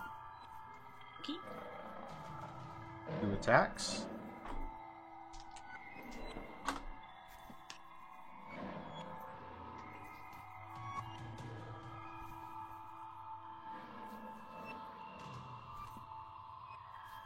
Uh, 26 to hit for the first one and a 12 to hit for the second one. Hit and miss. Hit and miss. Okay, so you get 10 points of damage, 7 bludgeoning, 3 piercing. Okay. Owie. Fourth one is the one engaged. The next one is the one engaged with Obsidian. Hmm? There's a 17 and an 18 to hit. Neither hit. Either hit. Okay. Brings the last one, which is the one which is going to charge at the boar and the bear. Going to attack not the boar, but the mastiff and the bear, and it's going to attack the bear first. 2 hits. A 14 and a 21 to hit. You have the bear stat blocks up there, Wilhelmina? Yes, it's an AC 11. So both would hit. Okay. 10 point. That would be 20 points of damage to the bear. Okay. Can I attack with the held action? Yes, you can respond with your held action. Both of them, Okay. both the mastiff and the bear can attack. Okay. So the bear has multi-attack. Okay. Okay, nice. So at disadvantage, that's a 23 to hit? That will hit. 22? Okay. That will hit. Roll damage.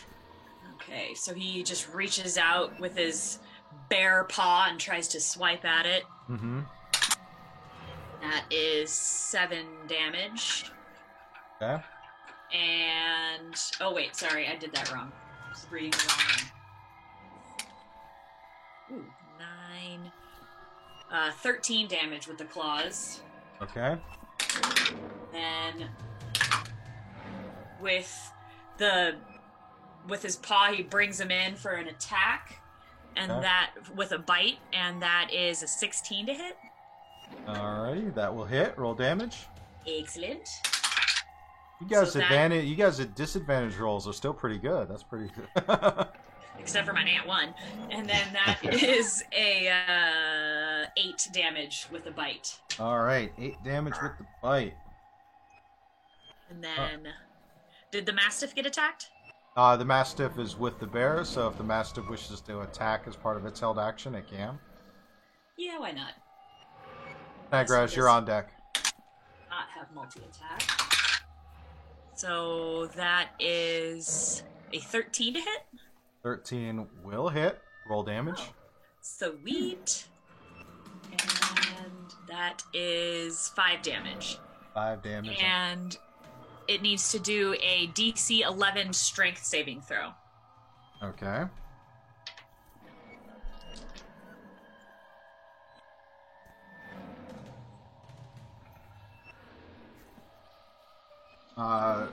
Strength. It does make it makes the saving throw. Okay. Almost gets knocked over by the Mastiff bite, but saves. Alrighty. Brings us to Snagraz.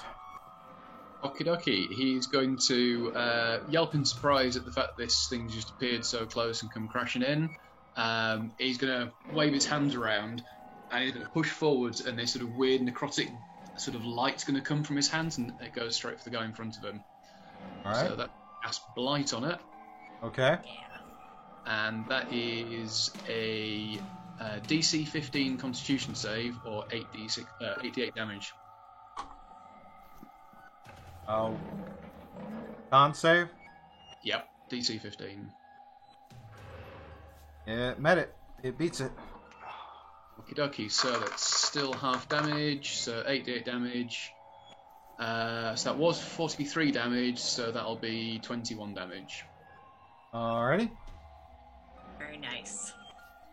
And the boar is going to have a stat sage, plus 5 to hit. So let's see what it's up to.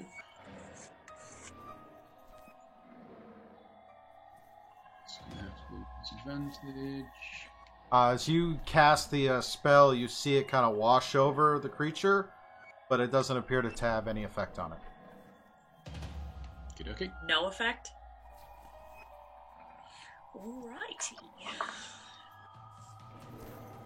Okay, so that's a nat 20 or a 17 plus 5, so that's going to be a 22 to hit. 22 Three will nat hit. 20s. Yeah, we lost. Yeah. Yeah, isn't that the sad part? Yeah. That is 2d6 damage plus 3 for a total of 10 points of damage. 2 points of damage. Nice. Alrighty. Does that conclude your turn? That is me done. Alrighty. Inari, you're up. Philomena, Alright. you're on deck. So with my bonus action on the beast that I am engaged with, I am Okay. going to mark it with Hunter's Mark. Alrighty. And I've rolled my 2 attacks, so I have a 21 and a 15. They will hit. Roll damage. Both 18 damage for the first, 13 damage for the second, for a total of 31 points. Yeesh. Points of damage. Nice. And All then right. that will be my turn. Okay. Next up, Wilhelmina. Okay, is there a place where I can cast something that will get 2 of the creatures within 10 feet of it? No, they're actually all pretty spread out. Okay. Then, in that case, let's see here. I'm gonna cast it anyway. Next to the creature next to me, Mm-hmm. I grab my holy symbol again, and a large, spectral, kind of angelic-looking lizard folk woman appears, and I cast Guardian of Faith. Nice, nice. And it Okay. needs to make a Dex 16 saving throw. Fails the saving throw. Takes 20 radiant damage. Alrighty.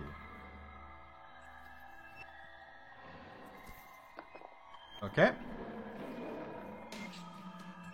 And that, I think, is all I can do. Ready. Obsidian, you're up. Okay. First attack, I'm going to cast Moonbeam on the guy in front of me. Okay.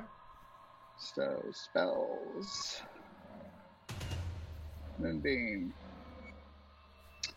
So, Con 13 is what he needs to beat. Fails. Okay. Takes 18 radiant damage. Okay. Nice. And then, he got a critical fail, so Excellent. does that put him prone, maybe? no, it means he takes the full damage. Oh, okay. You can I was certainly hoping to try. get rid of that disadvantage on my freaking. No. But yeah, it They doesn't have- matter. So they- the atta- I'll tell you after the fight. Let's Okay. get through the fight, and then I'll tell you after the fight. All right, so then on the other piece, or I'm going to attack with the short sword, so that's a dirty 20 to hit, All right. and 6 magical damage. And that does not include the bonus. All right, that's 6. All right, does that conclude your turn? That would be all I can do. Alrighty. First beast, attacking Anari. 2 hits. Don't say they're hits until you roll them now. Oh, one's 2 attempts. A 17 and a 14. Both miss. Alrighty. Nice. Next beast on Wilhelmina, 2 attempts. That is a 17 and a 21. I will cast Shield, so they both miss. Alrighty.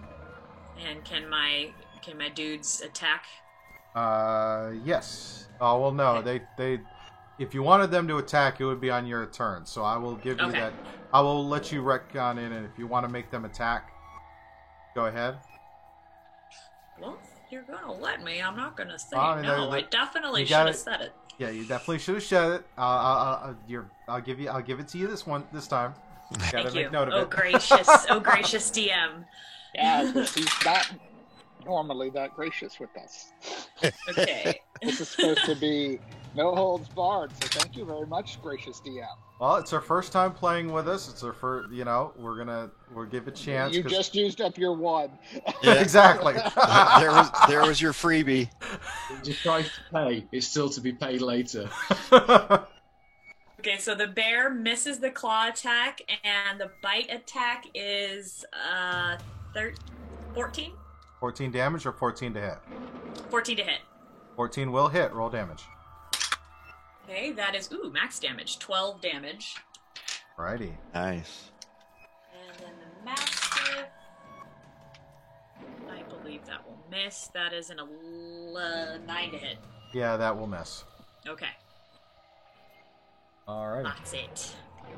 Alright, so back in there, that just really should be back to you. It missed. On to the next one, that's engaged with Shagraz. Gonna make his 2 attempts. Is 18 and a 15 to hit. Cool. So 1 hit, 1 misses. What I'm going to do Okay. is, as a reaction, I am also going to pop up shield, and that will make the one that hit miss. Nice. Go. All right. And sorry, one thing. Whichever one my Guardian of Faith is next to at the start of their turn. Okay. Nope, never mind. Okay. Ignore me. All right. 2. All right. Now we're on. One that is engaged with Obsidian. 2 attempts. Okay. Well, before he goes, he needs to make a con saving throw because of Moonbeam, please. All right. 13. He makes the save. So he takes half of 10. I already rolled it. So Alrighty. 5. And now he will make his 2 attempts. Okay. Is a 12 and a 15 to hit. Both of them miss. Alrighty. Alright, and it brings us to the last one that will engage with the bear again. He'll make his 2 attempts.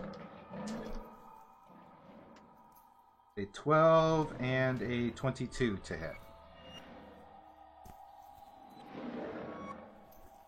22 hits the bear, right? Bear. Oh, yeah, sorry. I did not hear that part. Yes, Bear definitely gets hit by Tony, too. Alright, then that's an additional 10 points of damage, 7 bludgeoning, 3 piercing. Okay. How's the bear looking? Pretty hurt. Okay. Alrighty. That brings us to Snagraz. Okay, he's going to be massively frustrated at the fact that that spell didn't seem to do anything, so he's going to whip his finger around and do a level 3 magic missile. Alright, go and roll for your darts. How many darts are you Okay. shooting? That's full 5 darts. Now, do you want it rolling d4 per dart, or do you do it as the 1 dice roll? D4 per dart, because I remember we just had a recent conversation about that, and that was the ruling. Cool, yep, so that's 5 for the first one, 4 for the second one, that's 9, 10, 11, 15, 19 points of damage. 19, nice. And then the boar, and is the boar still on disadvantage? Yes, all physical attacks against them are disadvantage. Okay, rolling 2 dice, and that's a 13 and a 3, so we will move swiftly on from that as the boar's tusks go off to nowhere. What would you say? Both of them were under 13? One was a 13, one was a 3. The 13 will hit. It's disadvantage. That's so disadvantage. Oh, Those okay. are the 2 rolls. Yeah. Okay, so, yeah, okay. One attack. Got it. Got They're it. shifty. Very. Alrighty. Brings us back to the top with Inari.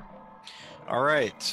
So Inari's getting a little aggravated that the beast hasn't gone down yet. And he's going to, with his bonus action, cast his Divine Smite so that he will do some extra radiant damage upon a hit. Alrighty. And then I rolled the 2 attacks. So with his rapier, he's thrusting in 17 for the first, 15 for the second. That's the damage or the... No, that's the rolls to hit. Alright, both of the... They both hit. They should... Say that again. One was what? One was what? 17 and 15. Both hit. Roll damage. Both hit? Okay. So damage on the first is 20, damage on the second is 9, and with the Divine Smite, I get 2 extra d8, so give me one moment for that. So it's 29 plus 13, so 34? 34 points of damage. No, Uh-huh. 44. 44 points of damage. Yeah. Wow. Alrighty. That's a lot of damage. How do you want to And do Ari's that? getting a little irritated. So how do you want to do that? So, in honor of a good friend of ours that's on another stream, poke him in the eye hole. Yes. Alrighty, so you get your beat in, you drive that in, and that beast falls down. The tentacles kind of just drop, and it's just a bloody mass on the snow. And then, so for my movement, how far away am I from the next nearest? You are about 25 from Wilhelmina, and you see that she is currently engaged. Okay. She is your closest ally. So I will move to help her with the one that is attacking her. Alrighty. And you accounted for your hunter's mark in those damages, right? I did not, Doesn't matter, it's dead anyway. but I was going to say I did not. But since it doesn't matter, I'll have to wait until my next round to use the bonus action to shift it, though, I believe. Yes, you do. Okay. Wilhelmina, you're up. You see Inari rushing over to you out of the corner of your eye, and you still have this beast in front of you. What do you wish to do? Obsidian, you're on deck. Are they all within 30 feet of me? No. Okay. How many are within 30 feet of me? 2? No. 2? 2, yeah. 2 maybe. 2 maybe. Okay. So I will cast a first level Bane on those 2. Okay. They have to make a charisma saving throw, DC 16. Alright. One makes it, one fails. Okay, so the one that fails has to take a D4 off of all their attack rolls. And then the one in front of me, for my bonus action, I will cast Toll the Dead. Oh, but they're resistant to necrotic damage, aren't they? Okay, change that. I am going to step up to within 5... Is it within 5 feet of me? Yes, the one you're currently engaged with is definitely within 5 feet of you. Okay. I wasn't sure if it had like a range with those tentacles or not. So I utter a divine word and a burning radiance erupts for me. I cast Word of Radiance. It needs to make a DC 16 con save. Alright. Makes the save. Okay, nothing happens with that. Then my bear is going to attack. Alrighty.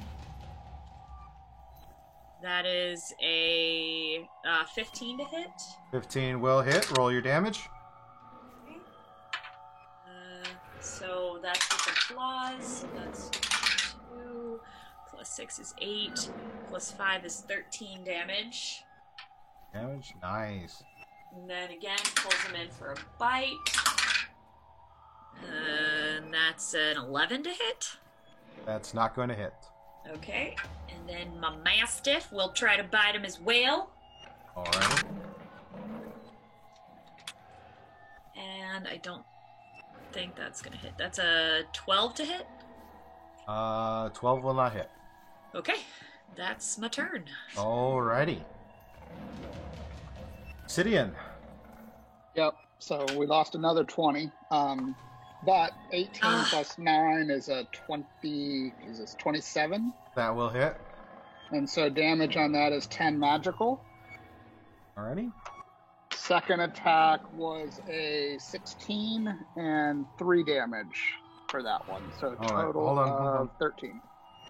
So 13 total damage across both hits? Yeah. Alrighty. Okay, and that's right. And that one still has the moonbeam on it, right? Yes, but not till his attack. Of course. Unless you want to give me another little roll, I certainly don't mind. No, we're good. Okay. We are good. Thought I'd ask. Alrighty, so now for the beasts, that one is dead. That one's still kicking. So gonna make his 2 attempts on Wilhelmina. Yeah, both are gonna miss. Okay. On the beginning of its turn, and I definitely should have said this last time, but I already spent my 1, it has to make a DC 16 save against my spiritual guardian. Alright. Yep, makes the save. Alright, it takes 10 damage. Yep. Alrighty. That brings us to the one that's attacking Snagraz, which is the one that failed its Bane save. Excellent. We'll make its 2 attempts. And it's a minus D4 on the attack rolls or the damage rolls. Attack rolls. Okay.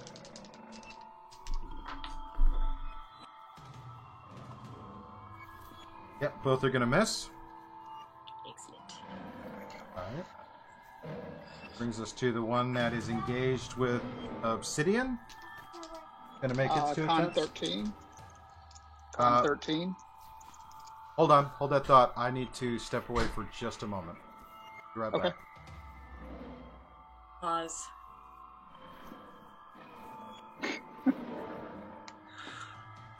He's displaced. Ha!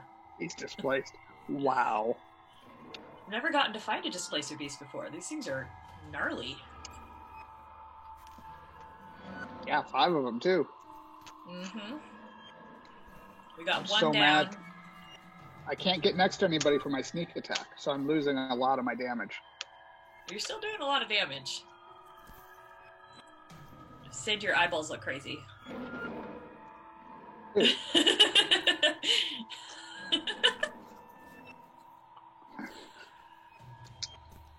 With wild, staring eyes. Yeah, I'm trying to learn all these new fancy cleric spells. I've never been a cleric before. Oh, yeah. Thanks for using your blight, Sid. That was my next move, but now I know not to use that. Yeah, so I'm not sure why that didn't work. It was quite disappointing, but obviously that's the way it goes. So Very. so instead.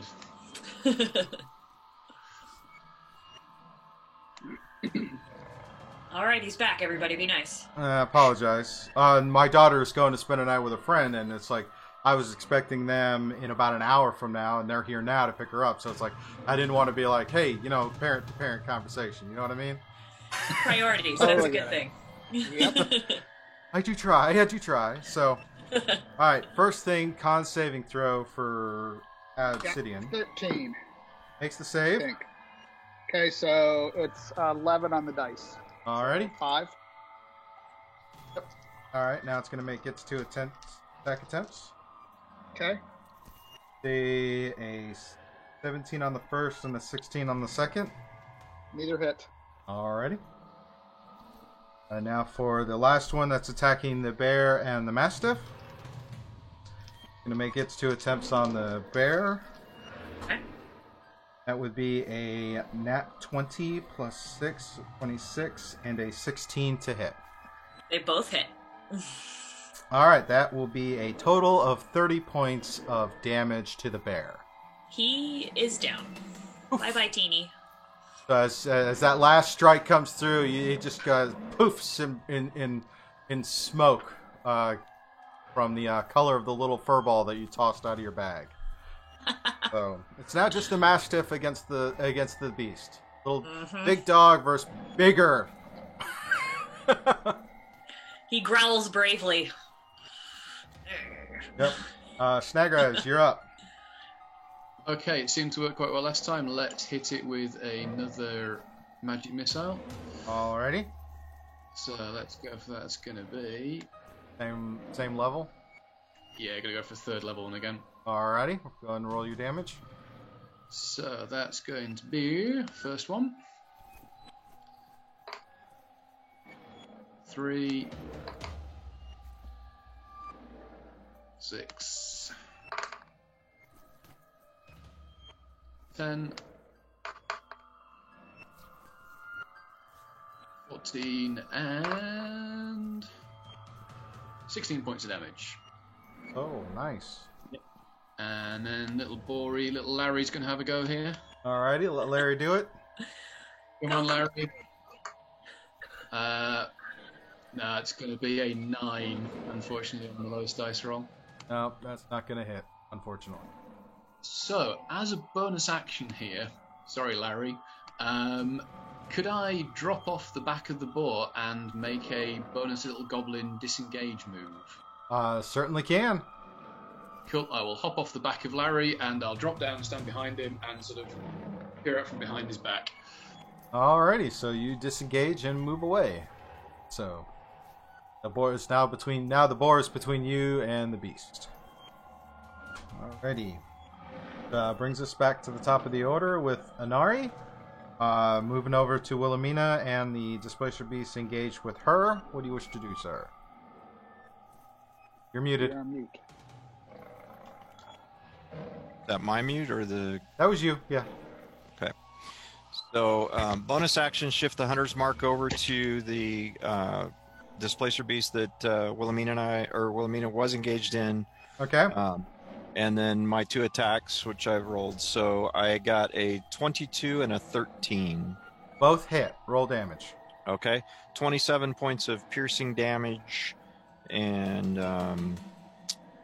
then that will be my turn. Alright, so totals to 27 points. Yes. Alrighty. Still standing. Which brings us to Will. You're up. Okay. How's he looking? The one right in front of me. He's looking pretty solid. Jeez. Okay. Then I am going to, so she's wearing a circlet on her forehead with a red gem in the middle of it, and it starts to glow. And I am going to cast 1 charge of my Scorching Ray. It is a 1 charge. Like 1 and done? 1 and done for the day. Oh, for the day. Okay. So you either cast the 1 or you cast all 3. Okay. Oh, but it's already at disadvantage because it's right next to me. So, yeah, I'm gonna do all 3. All 3 at disadvantage. The first one is an 18. That will hit. Second one is 15. That will hit. And third one is another 18. All 3 hit. Roll damage. Okay, and it's 2d6 for each one. Yep, so that's 4d6 or 66.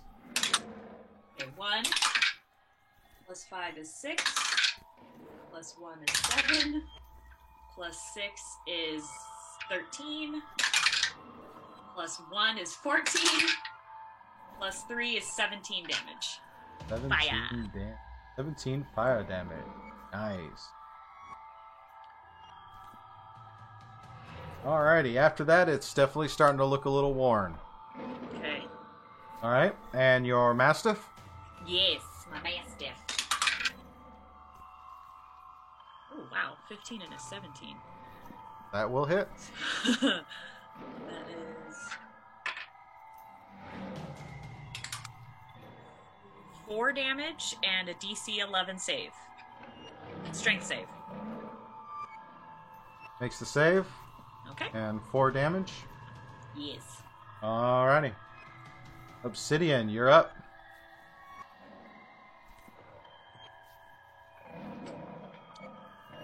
You're muted. Yeah, sorry. First attack was 17 for 8 points of damage.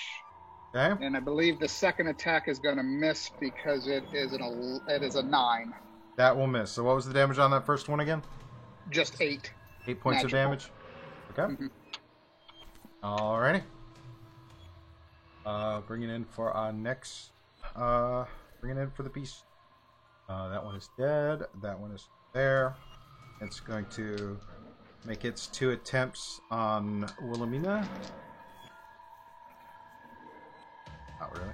That would be a 13 and an 11 to hit, which I believe They both miss. And miss. he needs to make a DC 16 Dex save. He makes the save. He takes 10 damage. Alrighty. Up is the one engaged with Snegraz. It's going to attack the boar because the boar is still in front of it. Yep. So 2 attempts on the boar. AC 12. That's a 11 and a 10 to hit, so both miss. Go, Larry! Go, Larry! All right, and now for the creature fighting Obsidian, con save first. Make the DC on that was what again? 13 con, Yep, makes the con save. so half of 12. Alrighty, and then it's 2 attempts. A 17 and a 9 to hit. Both miss. Alrighty. Bring us the last Displacer Beast, which is facing the Mastiff. Make its 2 attempts. That is a 25 and a 13 to hit. They both hit. Both hit. That's 20 points of damage total. He is out. He poof. While a poof of smoke in the color of the whatever fur ball you pulled out of your bag of tricks. Old tan furball. All right, which brings us to Snagraz. Okay, we are going to go for the boar up first. So let's get a little bad boy going. Come on, Larry, you can do this. So still at disadvantage. He is going to roll a nat 1 and a 14. So yeah, that would be a 6 to hit, and whatever the cause of the nat 1 is. No, does not hit. He tries to go in there and just kind of misses and falls into the snow. Awesome. Right, in which case then I'm going to go for my last magic missile at 3rd level. Alrighty. So, first one up is full 5 points of damage. Second one is extreme 7, 9. That's 14, and the last one, that's 16. So 16 points of damage, and as the last one goes in, he's going to go, "That's for Larry!" and does an additional 8 points of damage. Whoa. Fury of the Small. Indeed it is. 4. Very nice. Alrighty, it takes the hit and it is still standing. Barely, but it is still standing. Alright, brings us up to the top with Inari. So, our Displacer Beast still looking okay? He's starting to look a little beat up now. All right. Then I am going to use bonus action cast use a first level spell slot to cast Divine Smite. Alright. And I will make my 2 attacks with my rapier, stabbing into it. So the first attack was a 23, the second attack was a 13. Both will hit. Roll your damage. Okay, 29 for the first hit, 23 for the second, for a total of 52 points. Holy Alrighty. mackerel. And how do you want to do that one? Right between the ribs, he's just going to slide his rapier in and then give it a nice little twist. Alrighty, do that, and it slumps down. The tentacles stop moving. The old poke and twist. Good job. Alrighty. So that So was Divinely still- smoten. Yes, divinely smitten. Do we have still have movement, right? How far away is the next closest? it'd be about 40 feet to get to Obsidian, and about 30 feet to get to Snagraz. Okay. Snagraz is the closer, and he's got a Displacer Beast right on him. All right. Then I'm going to move to the closest to assist Shrag. Alright, so Inari moves over to Snagraz, and the boar, and the Displacer Beast. Yep. Alright. Brings us to Wilhelmina. Okay, how's the one by Shrag looking? The one by Shrag is, it's hurt. It's definitely hurt. Okay, and The it's one- now engaged with all 3 of them? Snagraz is engaged with 1, Obsidian is engaged with 1, and then there's another one that is not engaged with anything. How's the one by Obsidian looking? One by Obsidian is looking a little hardier than the one by Snagras. Okay. Excuse me, just one sec. So just for my placement, where is the third that's not engaged with anyone location in terms of the caravan? That one is in the back left corner of the caravan. Got it. I'm going to run to that one. Okay, it'll take you. Do you plan to use the dash or not? No, just my regular. Then you'll get one turn where you'll get to where Anari and Shagraz is.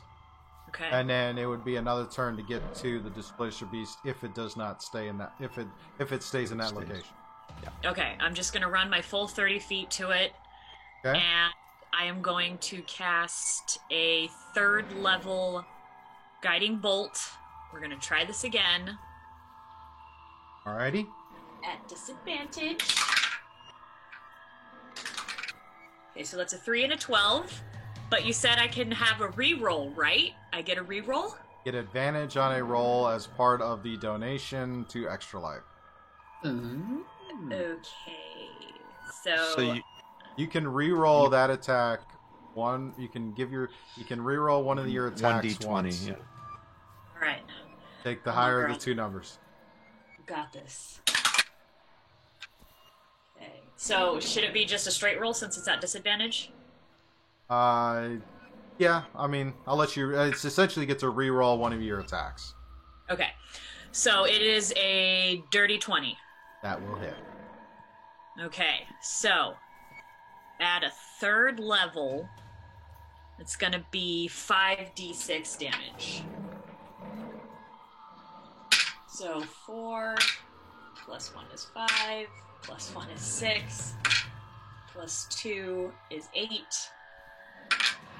plus 1 is 9, plus 3 is 12. 12 points of damage. Nice. Yes, 12 radiant damage, and the next attack roll will be at advantage. So just a Alright. straight roll. Okie dokie. Alrighty. That brings us to Obsidian. First roll is dirty 20 That will hit. for 9 damage. Okay. Second is a 21 for 2. So Every bit 11 counts. points of damage total.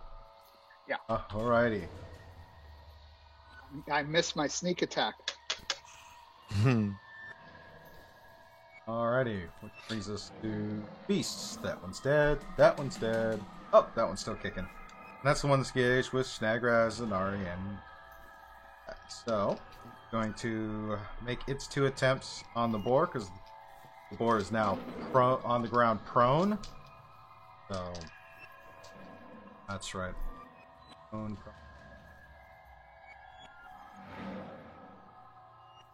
Yeah, it gets advantage. Yep. So first hit 16. Second hit is a 21. Is that the one engaged with Shrag? Yes, it's attacking the boar that's on the ground. Are you doing the minus D4?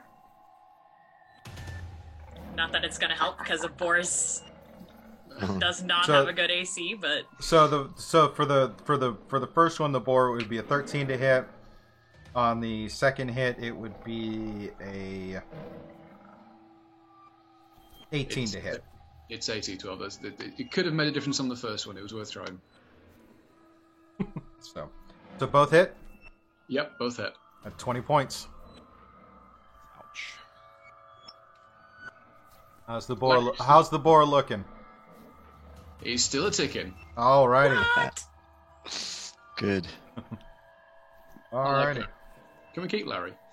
This brings us to the one engaged with Obsidian. Constitution save. Yep. Makes the save.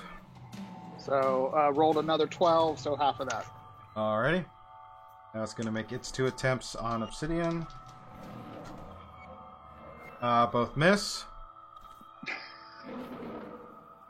Okay. Brings us I haven't had to the... use my uncanny dodge once. Brings us to I the like your last dice. beast. Last beast, which will then charge at Wilhelmina, Snagraz, and Anari. So it will charge up to Wilhelmina. It'll make its attempts. A 13 and a 14, or a 12 and a 14 to hit. Both miss. Just Alrighty. ducking out of the way. Nice. I like it. Alrighty. Snagraz, you're up. Okay, let's stick with Odd Faithful. It seems to be working against it at the moment, so let's hit it with, and this is the one that's damaged, engaged with Larry, a level 2 magic missile. Alrighty. Hit him, Shraggy. Oh, nice start. 4, so that's 5 points. 7 points. 11. 16 points of damage. 15 points. Nice. Alrighty. How do you want to do it? Twin missiles straight out, one to each eye hole. Right in the eye holes. Love it. All Love right. it. They impact, and you now can see the creature as it slumps and falls down into the snow. And for my movement for the action, I'm going to jump onto the back of Larry again. Okay. And we're going to wheel him around, and we're going to go for the one on Will. Alrighty. Go ahead and roll for the attack, and you will have advantage on that. It'd be a straight roll on the attack. Awesome. And that will be a roll of, that's 13, I think it's plus 5, let me double check that. Yeah, it's 13 plus 5, so an 18 to hit. That will hit. Roll damage. That is 2d6. That is plus 3. That is 9 points of damage. Points of damage. Alrighty. Still standing. Alrighty, which brings us to the top with Anari. So real quick question. I lost count. What round are we in? This is the start of round 6. Okay, so I still have Hunter's Mark available. Bonus action, shift Hunter's Mark to the current Displacer Beast that has come up to attack us. Alright. And then I've rolled my 2 attacks. I've gotten a 21 and a 18. Both will hit. Roll damage. Okay. It's going to be 14 for the first, 16 for the second, for a total of 30 points of damage. Alright, how do you want to do it? I'll do the same as I did with the first one. It's going to be right between the ribs with the little twist into the heart. Hold on. Killing it. Put the damage on the wrong one. It's still dead, but I just put the damage on the wrong one. Okay, no worries. So, alright. So then the only one left is the one on Obsidian, correct? Yes. Okay, how far away is Obsidian? Obsidian is about 15, 20 feet from you right now, so you can get to him in a movement. Okay, I will move then to assist Obsidian, Alrighty. which should hopefully give him his sneak on this attack. Alrighty. So that moves up for that. Obsidian, you're up. You see Anari come rushing over next to you. Isn't Will up? Yes, Will. Sorry, I skipped She's her. ahead of me. Yep. Yeah. Okay, so can I get to the last one? Yes, you could move toward the last one as well. All right, I will move towards it and use as my action. I'm going to cast Path to the Grave. So whichever attack hits it next, it will have vulnerability to all of that attack's damage, Okay. which hopefully will be this sneak attack. Awesome. And that is your act. That is the end of your turn. I have a bonus action. Okay. Is anybody damaged? I took some points, but I'm fine. You're still your 10 hit points, probably. Yeah, it basically, well, my temp hit points took half of it, but yeah, I'm still good. Okay. Well, then, just in case, I'm going to cast can I cast spiritual weapon as an action? Don't you still have I your mean, as a bonus. It's a bonus action. It's an action to cast. It's a bonus to move and use. But don't you still have your Spirit Garden yet? Yeah, but I can't move it. Oh, okay. It does not move, unfortunately. It says casting time bonus action for spiritual weapon.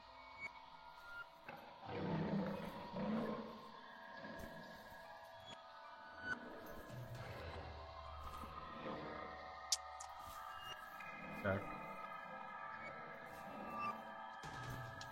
Be able to just roll with it. Critical weapon inspiration.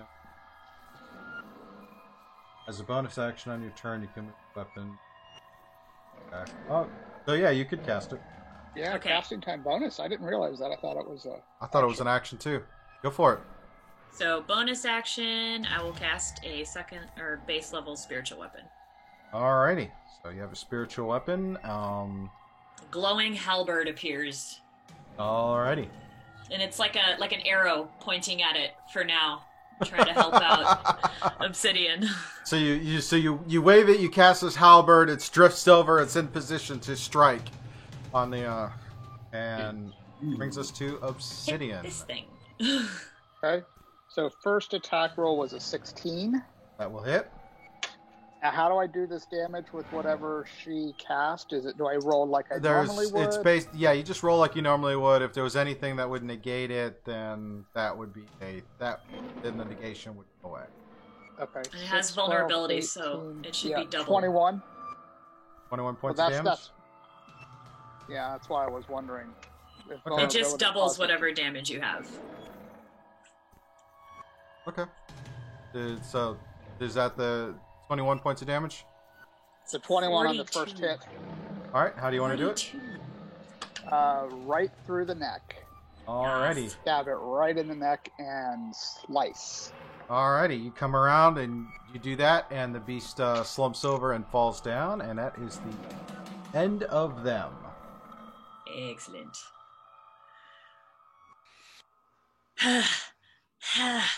What the heck were those things?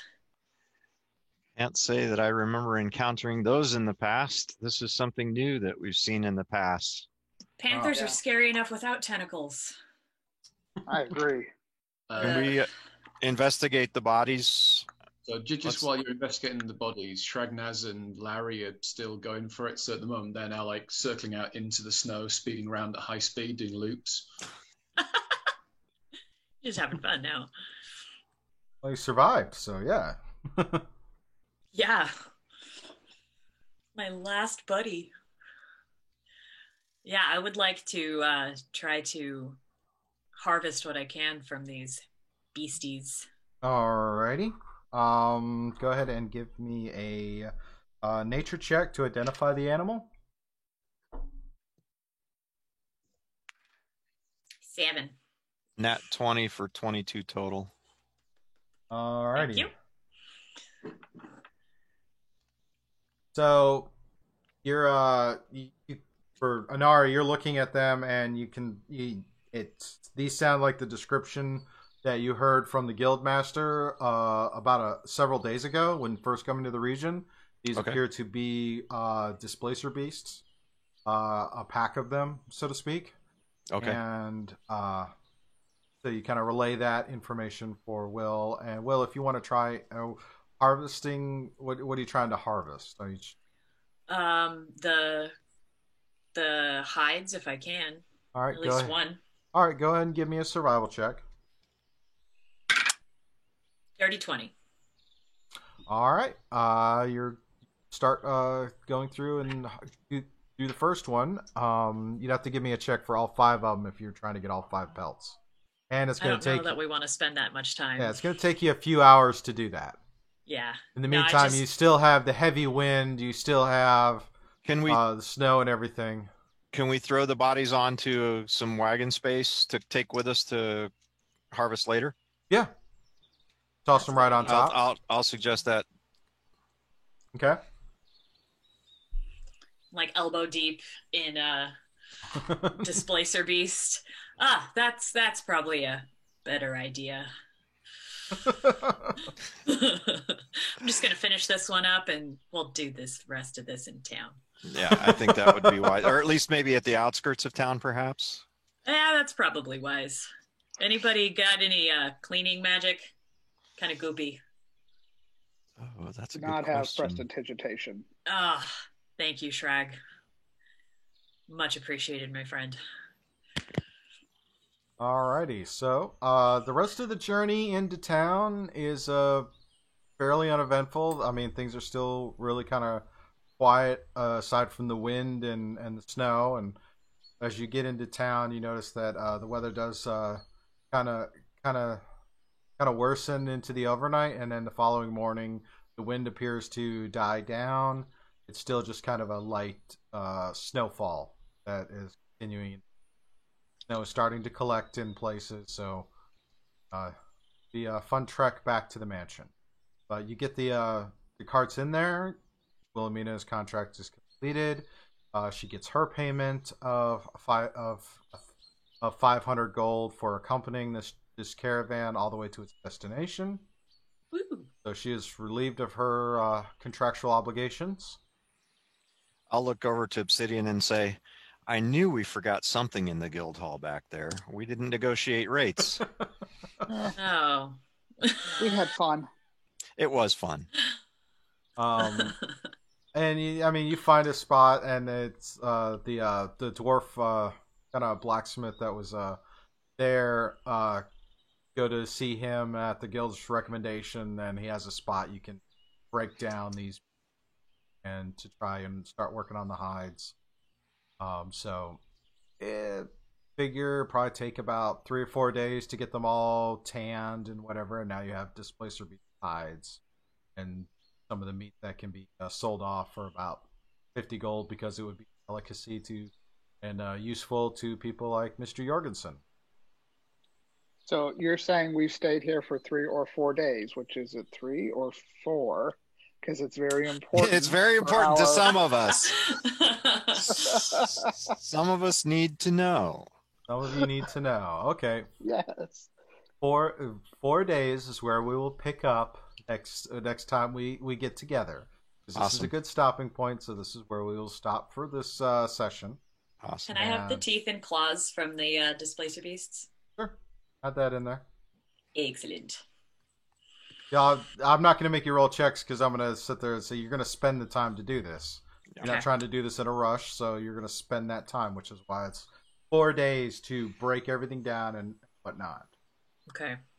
What Shrag will do as well is actually, just before they start cleaning the bodies up, he'll get his book out and this little quill just appear in his hand from nowhere, and he'll start sketching a picture of the actual displacer beast and just sort of like doing close up and pictures of like the claws and stuff and the Go ahead tentacle. and make an intelligence check, Shagras. Cool.